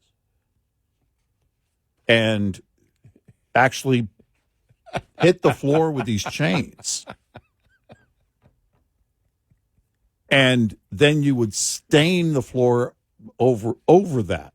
And that was supposed to look like distressed floor. So, do any of you have grandkids? I'll put them in here for a week. No chains involved, just them. I don't know how they do it, but trust me, it'll look great if that's what you're going for. You want the distressed look, you can get it. Well, I'm in radio, so I have a distressed face. Yeah, but it exactly. wasn't pretty getting there, though. Well, it's that's the whole thing is that like on the guitar thing. All right, yeah, but Stevie Ray Vaughan actually took the guitar for years and did that. I bought a road worn Strat. No, you didn't. You bought one that somebody sanded in the shop. I can do that. Makes me cringe. It's like, what are you doing? I mean, I understand the look. You want it to look cool. But what's the idea? You're trying to convey that you've been playing for a long time, and that is your one instrument that you've been playing. The guitar that Willie Nelson plays is called Trigger, that acoustic guitar. It's got a hole in it, not the one that's supposed to be in it. And he loves it. Just did an interview recently about it and said, no, it's my go-to. There is a certain sound out of that guitar you can't get from any other guitar. See, I like shiny new things. Yeah. No, I don't mind the road-worn look, but it has to be earned. I have to know that musician did that. That it was earned over the years, not sanded.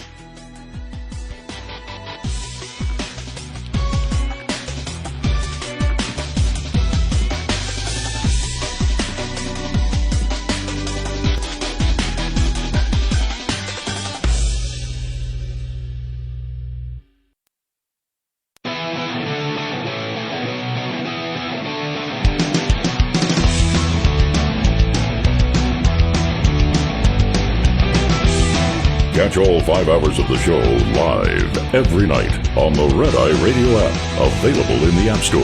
Red Eye Radio. And he's Eric Harley, and I'm Gary McNamara. And just a note here, I saw this headline, fan wearing a Make America Great Again hat was escorted by security from a Major League Soccer match. Well, he's a fraud. Yeah. MAGA doesn't like soccer. We don't like soccer. No. Republicans, conservatives, MAGA, we don't like soccer. That's got to be a fake story. Fake news. Sounds like somebody trying to get some clicks on their social media page. No, or something. My buddy Jerry's throwing a fit because he's if he's listening, he always watches Major League Soccer. No, he doesn't. I'm insulting. What is it? The Premier League. What is the Premier League? I don't know. It's the English League, I think, or whatever, the European League. Okay. See, he doesn't pay attention to American soccer. All right. Only European. Only European soccer. Only real soccer. Yeah. You know where most of the action's in the stands. Well, in America, we give up on soccer past the age of 6. We're going to get email now. It's a parenting Guys, thing. Soccer's much more accepted than you think it is. If you just learn something about soccer. No, thanks. You know why? I don't like soccer.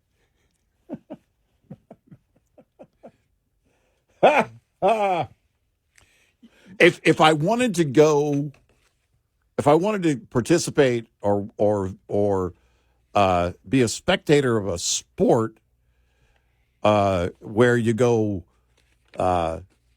game after game and year after year and not much happens, not much changes, I'd go back to watching the Cowboys.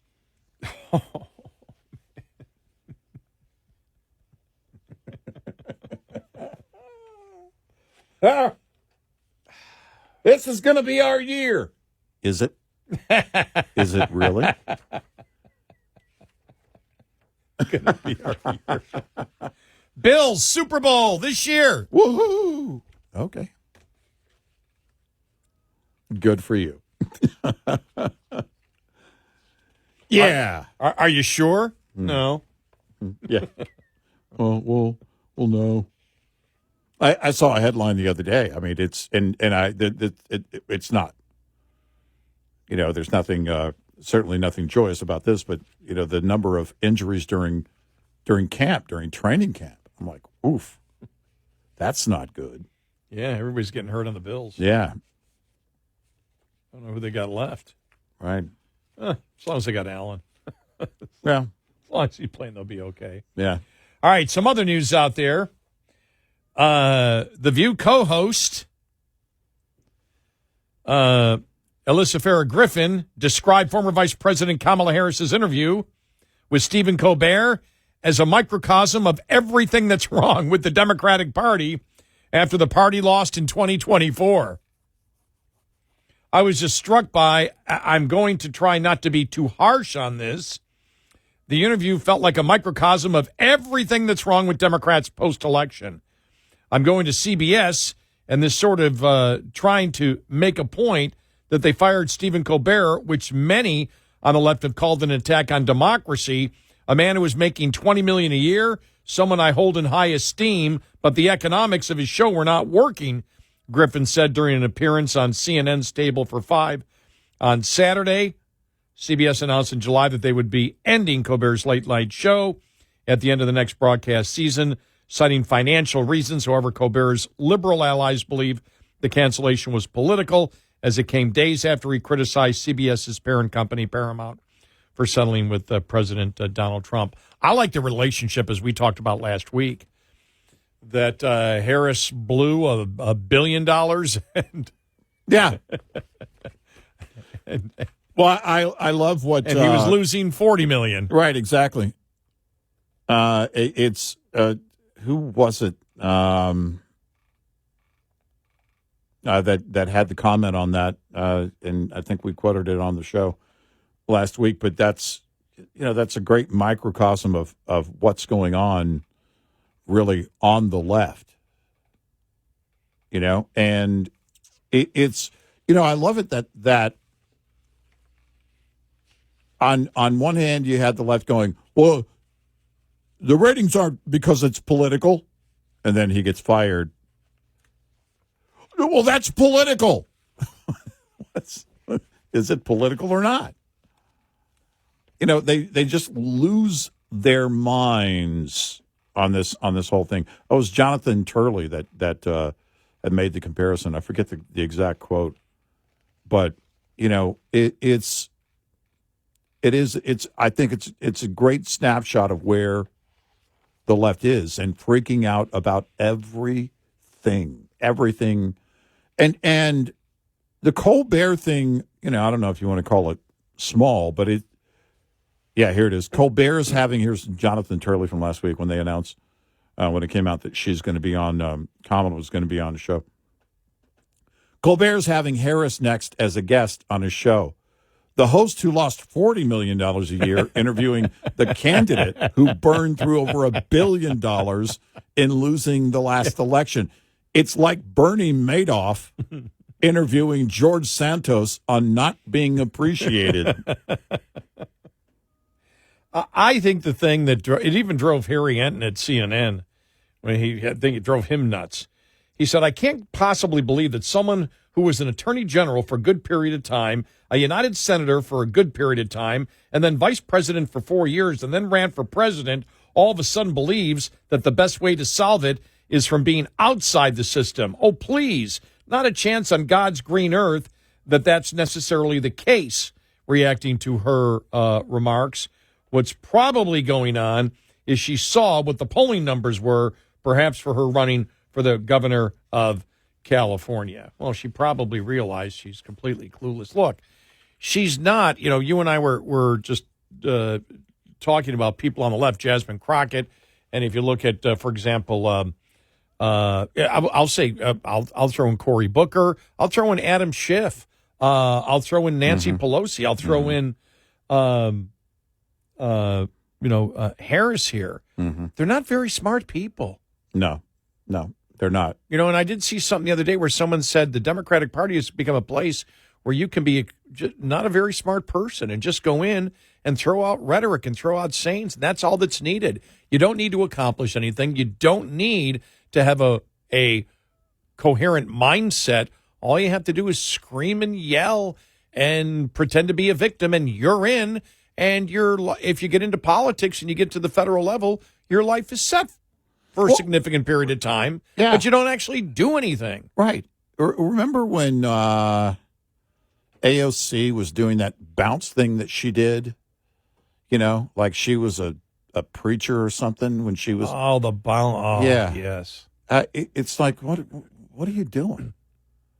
What are you? Who is it that you think you are?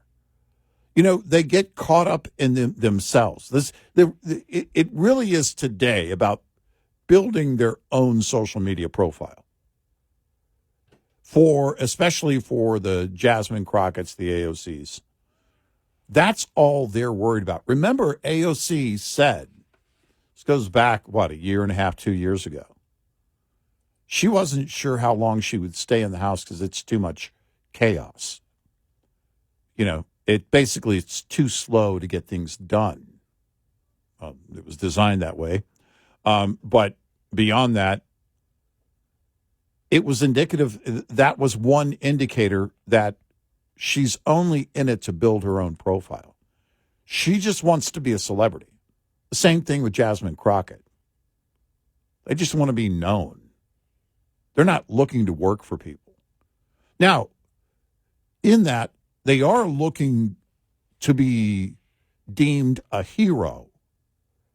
They're looking for that superhero status because that builds their own personal status, they believe. But it's this bizarre set of behavior. And you're right. I saw more images. The more and more I see with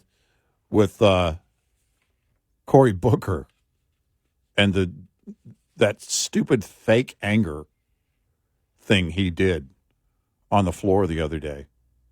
That's embarrassing. Wow. You don't even look mad. You look like you just went to a bad acting school and you're trying to show your family what you learned in that bad acting school. Well, get ready for this. The Democratic Socialist of America recently published a panel discussion from its annual Socialism Conference that featured open calls for the eradication of the nuclear family and traditional family structure in the United States. The panel titled The Left and the Family, a roundtable, took place, of course, on July 4th and was part of the Socialism Conference in Chicago. The video was uploaded to YouTube on Friday, and the Democratic Socialist of America wrote in the caption that the nuclear family is an inherently repressive, racist, and heterosexist institution that functionally reinforces and reproduces capitalism, end of quote. What the F are you talking about?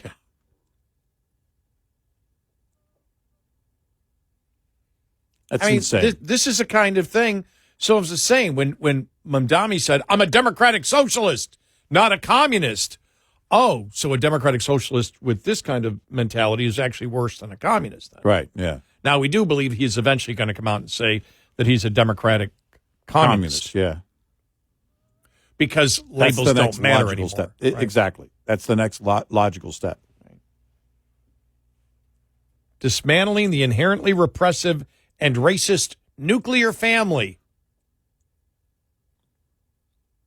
Wow. Just understand how radical they are and understand it's not the politicians anymore. Everything's been out in the wash. These voters that are staying with the Democratic Party are promoting absolutely insane narratives and insane ideas, and they're not going to back off on them. No, every step. It seems like every day it is one more step in the radical direction. It's not, they're not backing away at all. Listen to this here. Listen to what the Democratic Socialist of America are promoting. They had this, I don't have the person's, I have their name, but I don't know who they are. The one panelist invoked a quote from the revolutionary Thomas Sankara saying, the only real difference between marriage and prostitution is the price and duration of the contract. Wow. That's how nuts these people are. And again, absolutely this crazy. Is what they really think. Yep. For the longest time, you and I said, the left really should own what they really think. Now they are. And they're not backing off. Guys, they just called your wife a prostitute. Yes. And you're a John.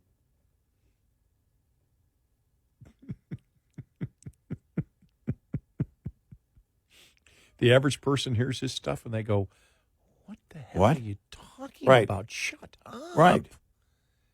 No, that's it, but they think that way because it also, remember though, too, they fought for years for the rights to gay marriage. Now they're comparing it to prostitution. Yeah, because they say marriage. Right. Well, the nuclear family would be the father and the mother. Right. Well, is it? I don't know. Oh, you're right. I don't know. Great point. I don't know what their definition is of any damn thing out there. Exactly. 866-90-RED-EYE. Get in touch with Red Eye Radio, toll free at 866-90-RED-EYE.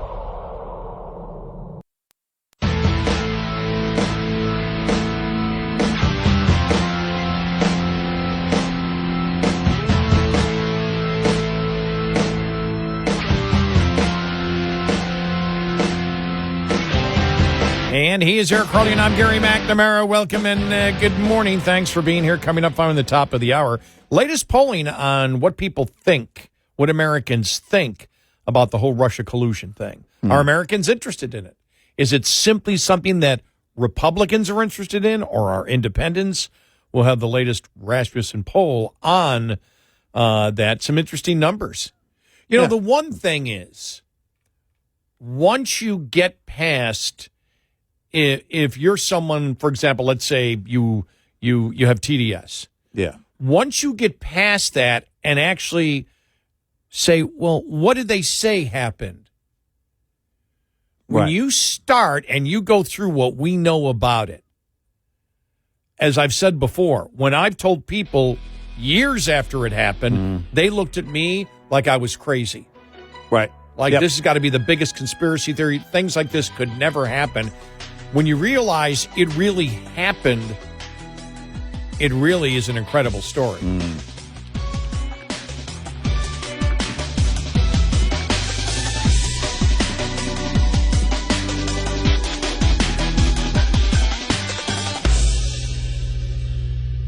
This is Red Eye Radio on Westwood One.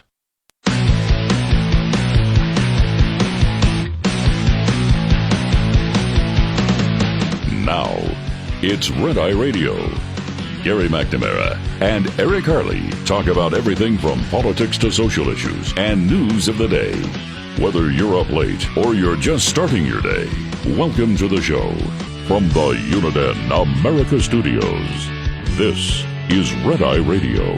All across America, we are Red Eye Radio. He is Eric Harley, and I'm Gary McNamara. Good morning. Well, look at this story. What do you got over there? I just like the title this guy's got.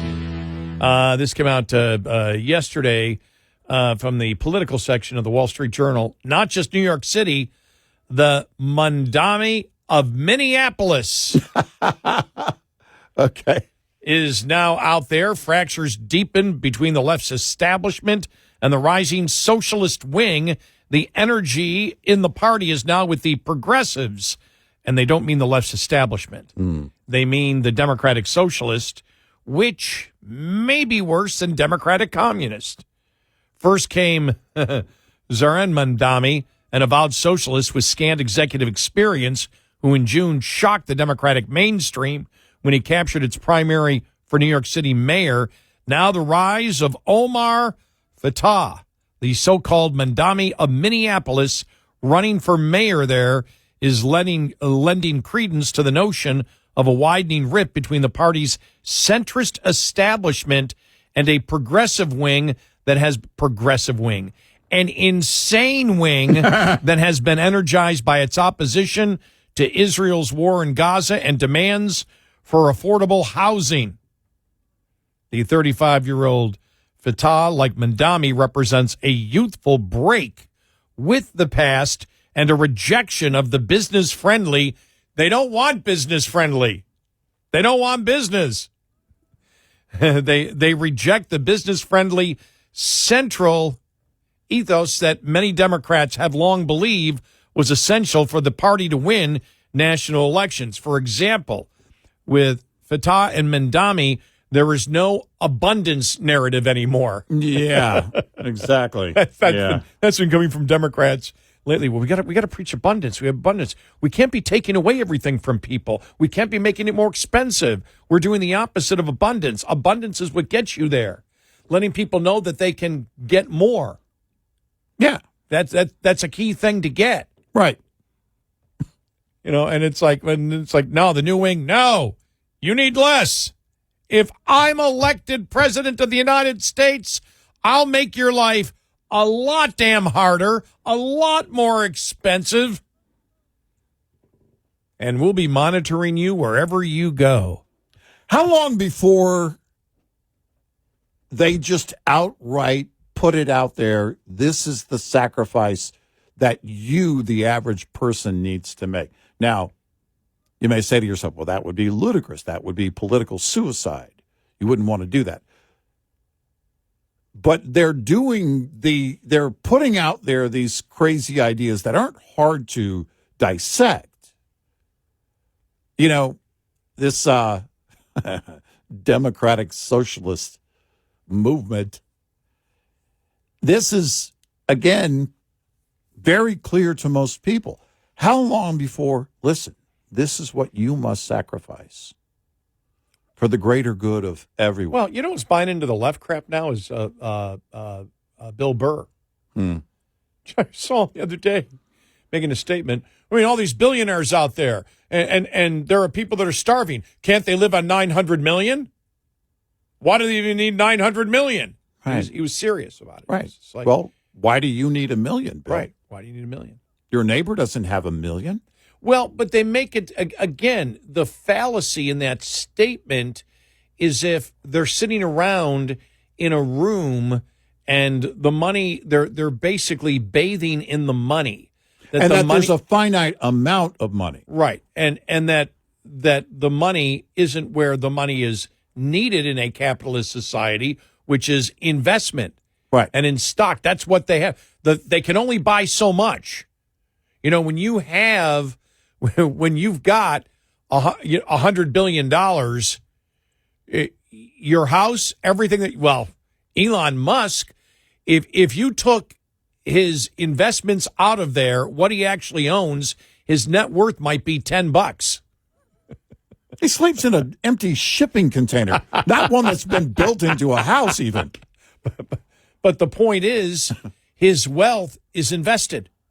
Yeah. The vast majority of once you build the house, it's on paper. Once they have a yacht, once they have the jet plane, once they have all those things, by the way, which puts money back into the economy. But once they have all those things, then what?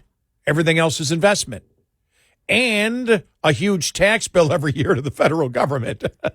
Right. Or local government for property taxes and whatever the taxes they put on, I don't know, climate change taxes, I'm assuming on big yachts or whatever. Right, yeah. Well, they tried the yacht tax, remember that? Yeah, I remember when they had to cut it back because it was It killed jobs. Yeah, it killed jobs here in the United States. It requires people to build those yachts and an industry, in fact, a number of industries to support what it takes to build those yachts and maintain those yachts. Well, they talk about the Mamdani of Minneapolis. The Minnesota state senator and a member of the Democratic Socialist of America has vowed to raise the minimum wage and impose rent controls, among other progressive wishes. If elected, his campaign received a jolt when the Minneapolis Democratic Farmer Labor Party, the local branch of National Democrats, recently bestowed its endorsement on him. It was reportedly the first time in 16 years that the Minneapolis DFL has endorsed a mayoral candidate. In a statement, Fatah hailed the backing as an indication that voters were done with broken promises, vetoes, and politics as usual. But he is so liberal that Minnesota Governor Tim Walz has endorsed the incumbent, Jacob Fry. Other party officials have warned that Fatah, who has previously advocated defunding the police, could imperil Democrats' chances elsewhere in the state that has become vital for national elections. That same view was expressed in recent days from the other side of the aisle. Republican strategist Karl Rove, who expressed a kind of glee at the arrival of the far-left mayoral candidates. The more we get people like this representing the face of the Democratic Party, the harder it is for them to win back voters in the middle of American politics, he said on Fox News. Republicans led by Trump have long portrayed Democratic-run cities as examples of left-wing disorder, and boy, do the Democrats ever want to deliver this year. They really do. Yeah. They really want to deliver. I mean, that's who, when you saw the numbers, we brought you the numbers for New York City, landslide numbers for Mamdani. Yep. Landslide numbers. Yep. All the three next candidates all together don't reach him. Well, you look at, again, that coupled with the story we brought from Axios a few weeks ago, how 9 members of Congress, 8 of whom couldn't even give their names because they were afraid of the backlash from their rank-and-file constituents and voters in their home districts, were talking about how they would show up. Those rank-and-file are showing up saying, we want blood. Yeah, they're fearing physical harm. So 8 out of those 9 that were quoted in that Axios column would not give their names for fear of reprisal from the people that voted for them. So you look at that and look at Mamdani and where they're going, what they're promoting. This isn't happening because of a few people. This is happening because you've got a significant number of the rank and file who are radical individuals. They're pushing for this. They're screaming for this. They want more radicals out there. David Hogg wasn't wrong when he was saying, if you want to win my age group back, those between 18 and 30, then you're going to have to get more and more further to the left. You're going to have to get more and more radical. I disagree with this statement here.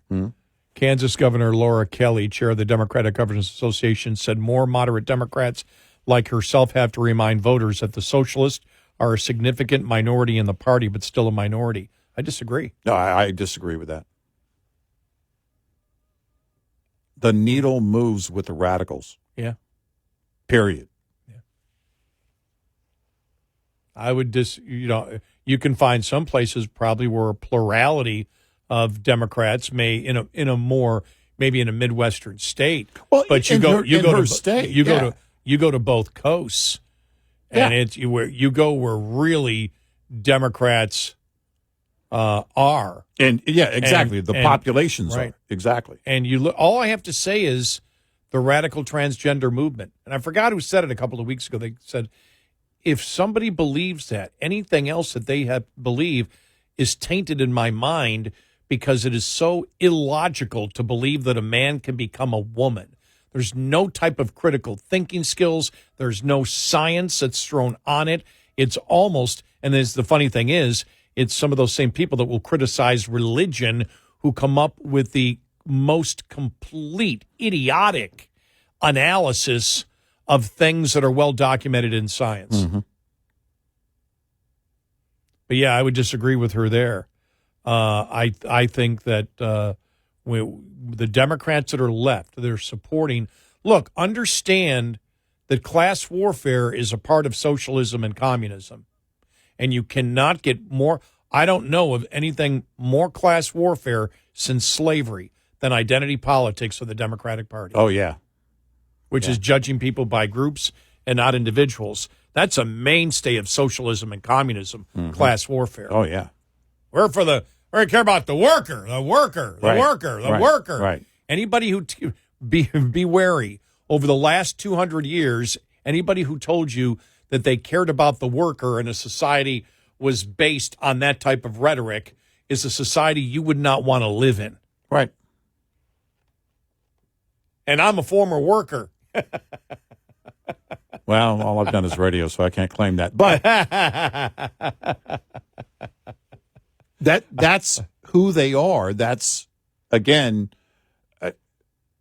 this is why I've been saying I'm really, really intrigued to see what the ads are going to look like in 26.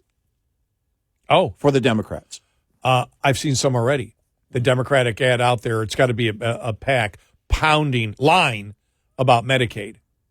Oh, yeah. That Republicans want to pull Medicaid from women and babies and old people and everything else. And it was like everything in it was a lie.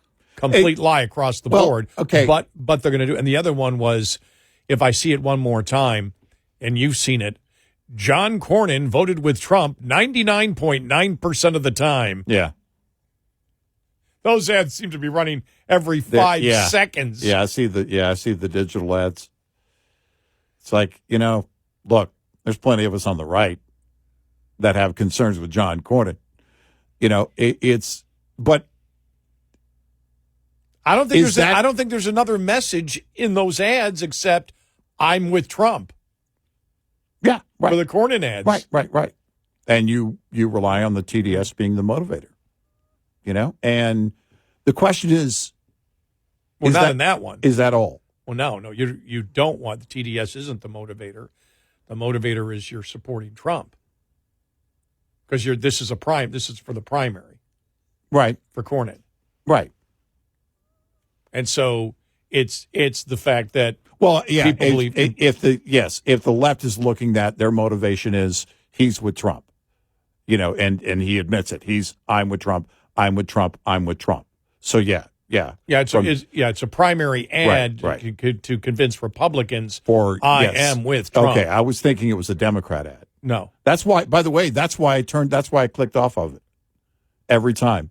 I thought it was a Democrat ad, and I thought, well, TDS is very much alive. Oh, wow! Yeah, I understand how you got there. I thought that was the left, but he's voting with Trump every single time because that's what you do with any of your opposition. That didn't even hit me. That's great. And you would be, by the way, the Democrats may use Cornyn's ad against him. Totally understandable. Yeah. Wow. Now I know when that hit me, I went, oh my God, you're right. Yeah. Yeah. So you're counting on TDS. The Democrats may call the Cornyn campaign. Hey, can we just use your ad? That's hilarious. Because that works for us too. Can we use your ad against you in the general? Exactly. Well, no, I mean that's where I would see them going. But the question is for me. So Cornyn wins the primary, and it's like John Cornyn, independent, doesn't always vote with Republicans, doesn't always vote with Democrats, right? And no mention of Trump in the general ad. Exactly. But that's not. Because everything is running that way right now. It could be. You don't know. It's hard to know what you're looking at. Because what do they promote otherwise? What does the Democratic Party actually promote? This is what we want to do. You promote what the opposition is doing. We hate this and we hate this and we hate this. And John Cornyn is voting with Trump, in the general election. And, blah, blah, blah, blah, blah. You point out what the other side is doing. But what are you going to, or do they? Do they have anything they can put in an ad? We promise to do this. More free stuff. Well, it's going to be, it's still this. The funny thing is, well, hang on, we'll talk more coming up. Because hold all these thoughts here. Yeah. 866-90 Red Eye. Brought to you by Hot Shot Secret. Hi, I'm Jen Loomis, a transport safety expert at JJ Keller, and I'm here to share a tip on compliance, safety, accountability. Compliance, Safety, Accountability, or CSA, is the FMCSA Safety, Compliance, and Enforcement Program. Its goal is to hold motor carriers and drivers accountable for highway safety and to reduce crashes, injuries, and fatalities on our roads. CSA does this by assessing the safety performance of motor carriers and drivers based on data collected during roadside inspections, crash reports, and FMCSA investigations. Based on the data that is compiled, motor carriers are assigned a score. The carrier is then grouped with other carriers who have had a similar number of safety events. Carrier scores within the group are then ranked to determine intervention priority.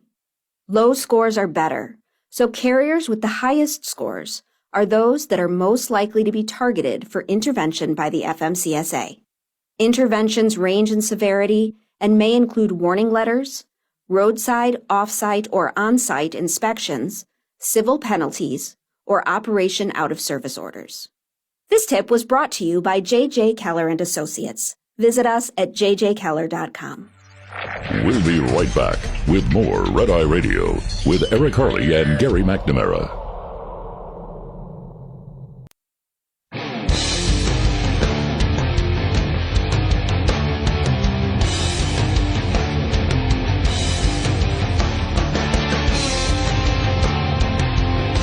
We are Red Eye Radio. He's Eric Harley, and I'm Gary McNamara.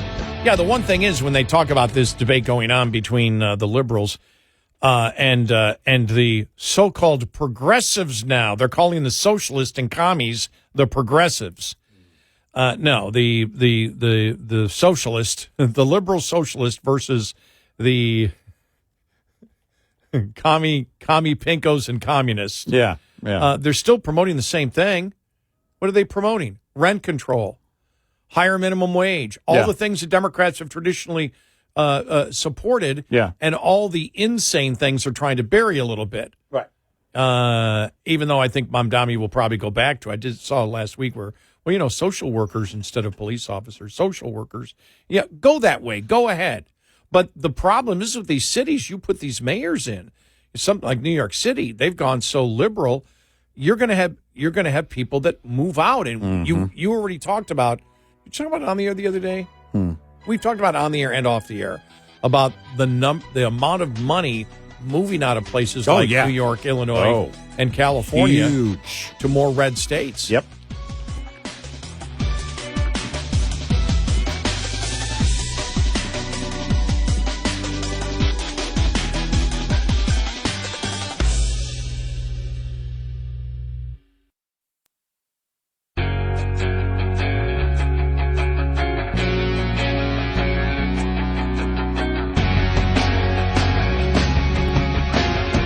Catch all 5 hours of the show live every night on the Red Eye Radio app, available in the App Store. Red Eye Radio.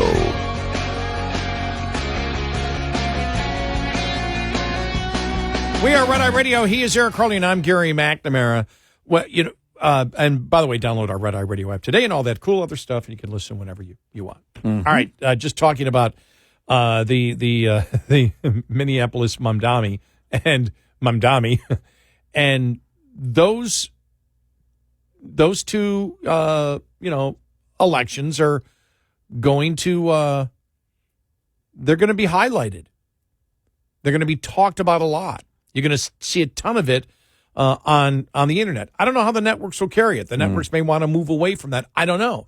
Maybe they look at it and the networks would say, This is what we've been waiting for. We've been waiting for communism. Why do you think we've been censoring all this long? Why do you think we've been political activists? Right. To get normal Democrats, we want the commies. This is what we've worked for. And so the fact is not that you're going to have, if Mamdani is elected, it's going to be the continuation of people that have wealth moving out. And when you have a quote, progressive tax system where you take much more out of the rich, well, when they leave, there's a huge burden that's put on the poor and the middle class.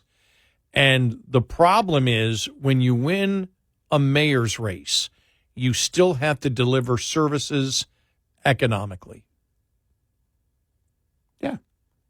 Yeah. You just can't go in. You can't go from New York City the way it is today to pure communism. That's not going to happen. And so what happens is you really, since your whole goal is to, satisfy the victims. Look, as you see, think about this. Adams has a 7% approval rate. Adams, because he finally said, I can't be crazy. We just can't allow tens of thousands of illegal immigrants here and put them and give them city services. We can't do that. He's done because of that. Sorry, we can't have that in New York City. The citizens don't matter. Don't you understand? We don't care about the citizens. We care about the criminal element and those that are in this country illegally. And tell me I'm wrong. Bragg. Remember what Bragg instituted? Oh, yeah. Until he had to back off on it. Bragg came in and instituted, okay, well, if you decide to rob this is the gun control left. Mm-hmm. That, okay, if you attempt to rob a place with the gun, but if you don't shoot the gun, if you only threaten with the gun, then we might not charge you with the felony. Right. Remember that? Right. I think people are like, what the hell are you talking about?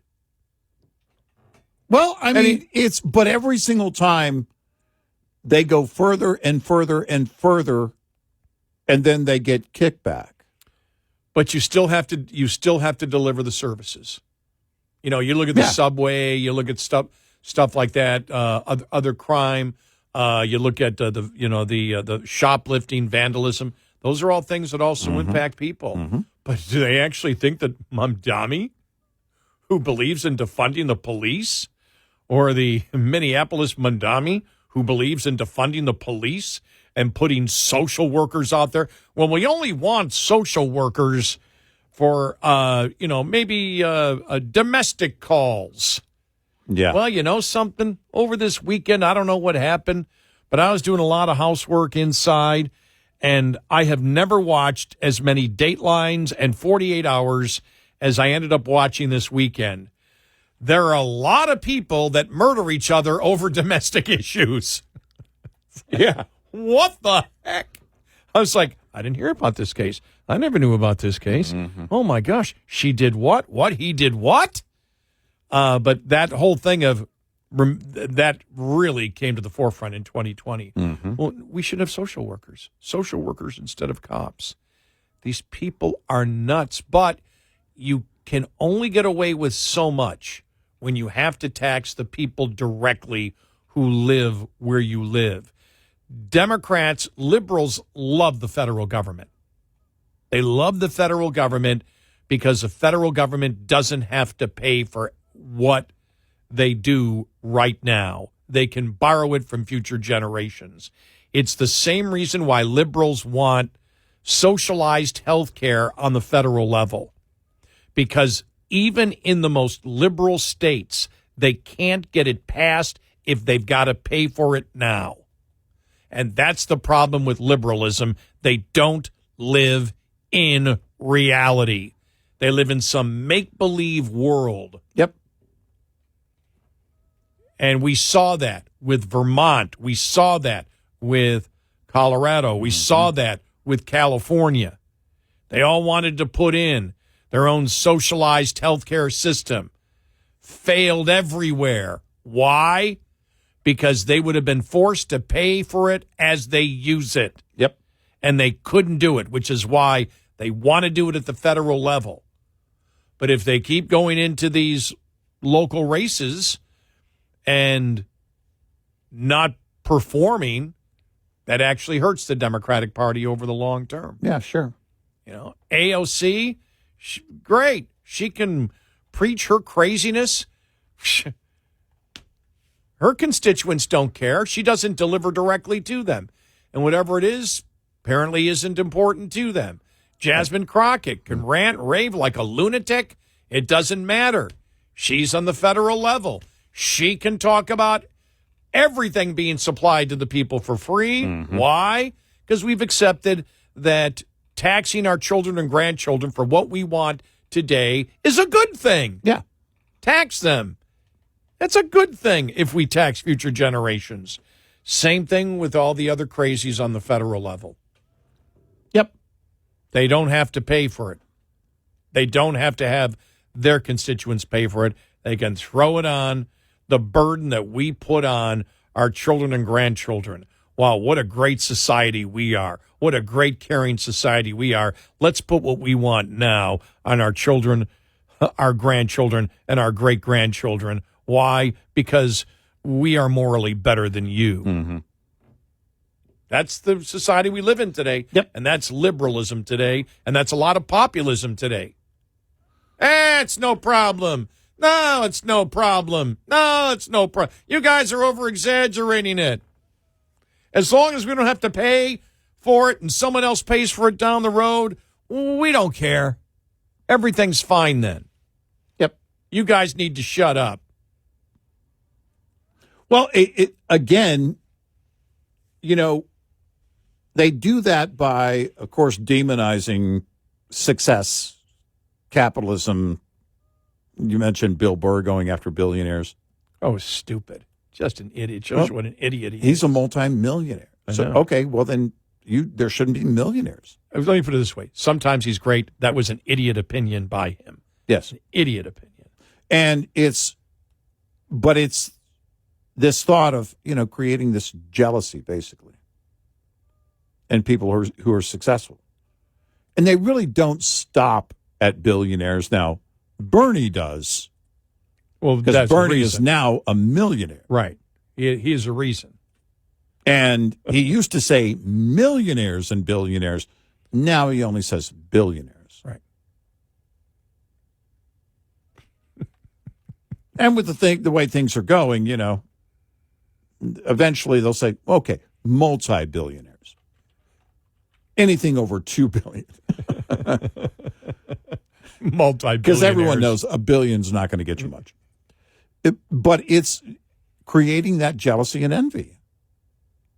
Or focusing on that jealousy and envy that people naturally have. Yeah. And the solution, of course, is, all right, what do we do about it? Well, the government should take that money and give it to, you mean redistributive rights. We're right back to the Obama years. Now, it went on long before Obama. But Obama was really out there campaigning and said it. At some point, you've made enough money. And that's what they capitalize on that. Or the other stupid thing. You didn't build that. Yeah. Right. Telling small business, actually saying to them, you didn't build that. Because, you know, to finish his thought, the government built the roads and the bridges. Well, nope. The government doesn't get funded without the private sector. So the private sector built their business. They, in fact, did build their business. They did build that, and they built the roads and bridges. Yeah. Without profits, there is no taxation. There is no money to go toward that. The economy, which means business, paid for all of it. The private sector, the profit motive paid for everything. Yep. The government simply transferred money. Right. That's all. Yep. So it shows you how smart. And he's the smartest president that we ever had. He's an idiot. We all know that. Smartest guy. You didn't pay for that. Oh, the problem with no jobs? ATMs. Yeah. Thanks, Einstein. Yep. Yeah, that's it. ATMs. What's the problem? Remember? And then he was focused on that for a while. Remember that? Because there are no tellers. Right. At banks, it took all the jobs of the tellers at banks. Now, for those under the age of 40, a bank is this building you used to have to drive to get your money. It's not an app. It isn't an app. Well, it is now, but it wasn't an app back then. Yeah, the apps actually have buildings. Right. You might even drive past them. And you go in there, you'll know it's very quiet. Yes, right. Very quiet. Very quiet. Yeah, be careful, you'll wake somebody up. There's like 20 desks and two people sitting at them. Well, and they always look surprised that somebody's giving it. Oh, hey, hi. What can we help you with? I'm sorry, are you lost? I'm here to do some banking. Oh, you're old. Okay, come on in. And his thought was that ATMs, he tried to have people believe ATMs were killing the banking jobs. It's just ludicrous. Well, not just banking jobs, generally, he gave that as an example of the technology is killing all jobs. Yes, that was just one example. Right. 866-90-RED-EYE. Coming up, more with Gary McNamara and Eric Harley. It's Red Eye Radio.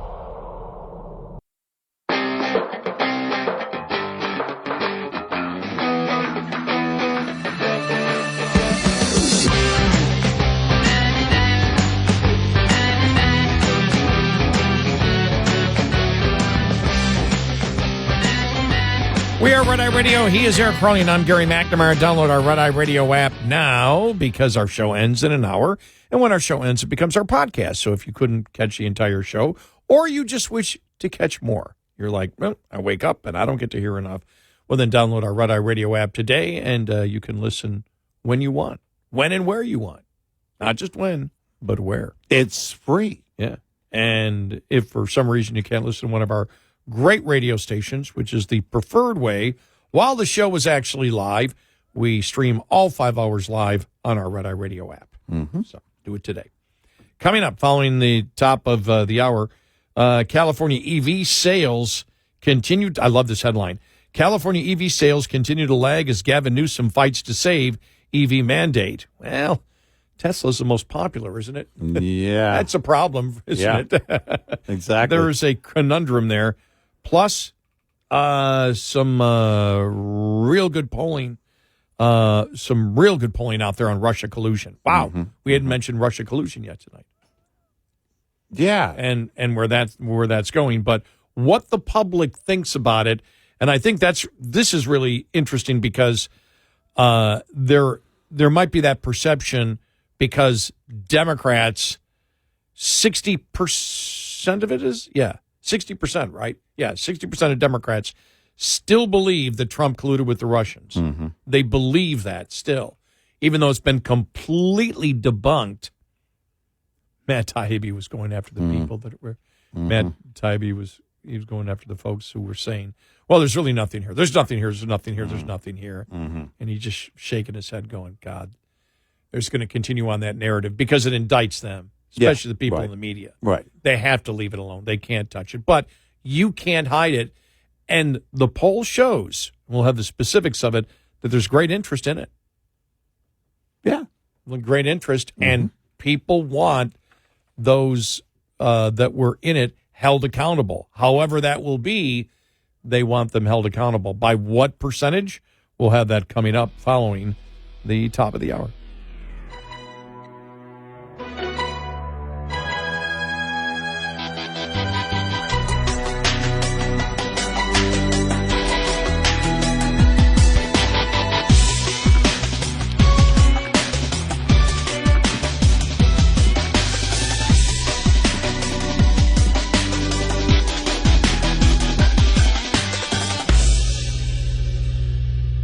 This is Red Eye Radio on Westwood One.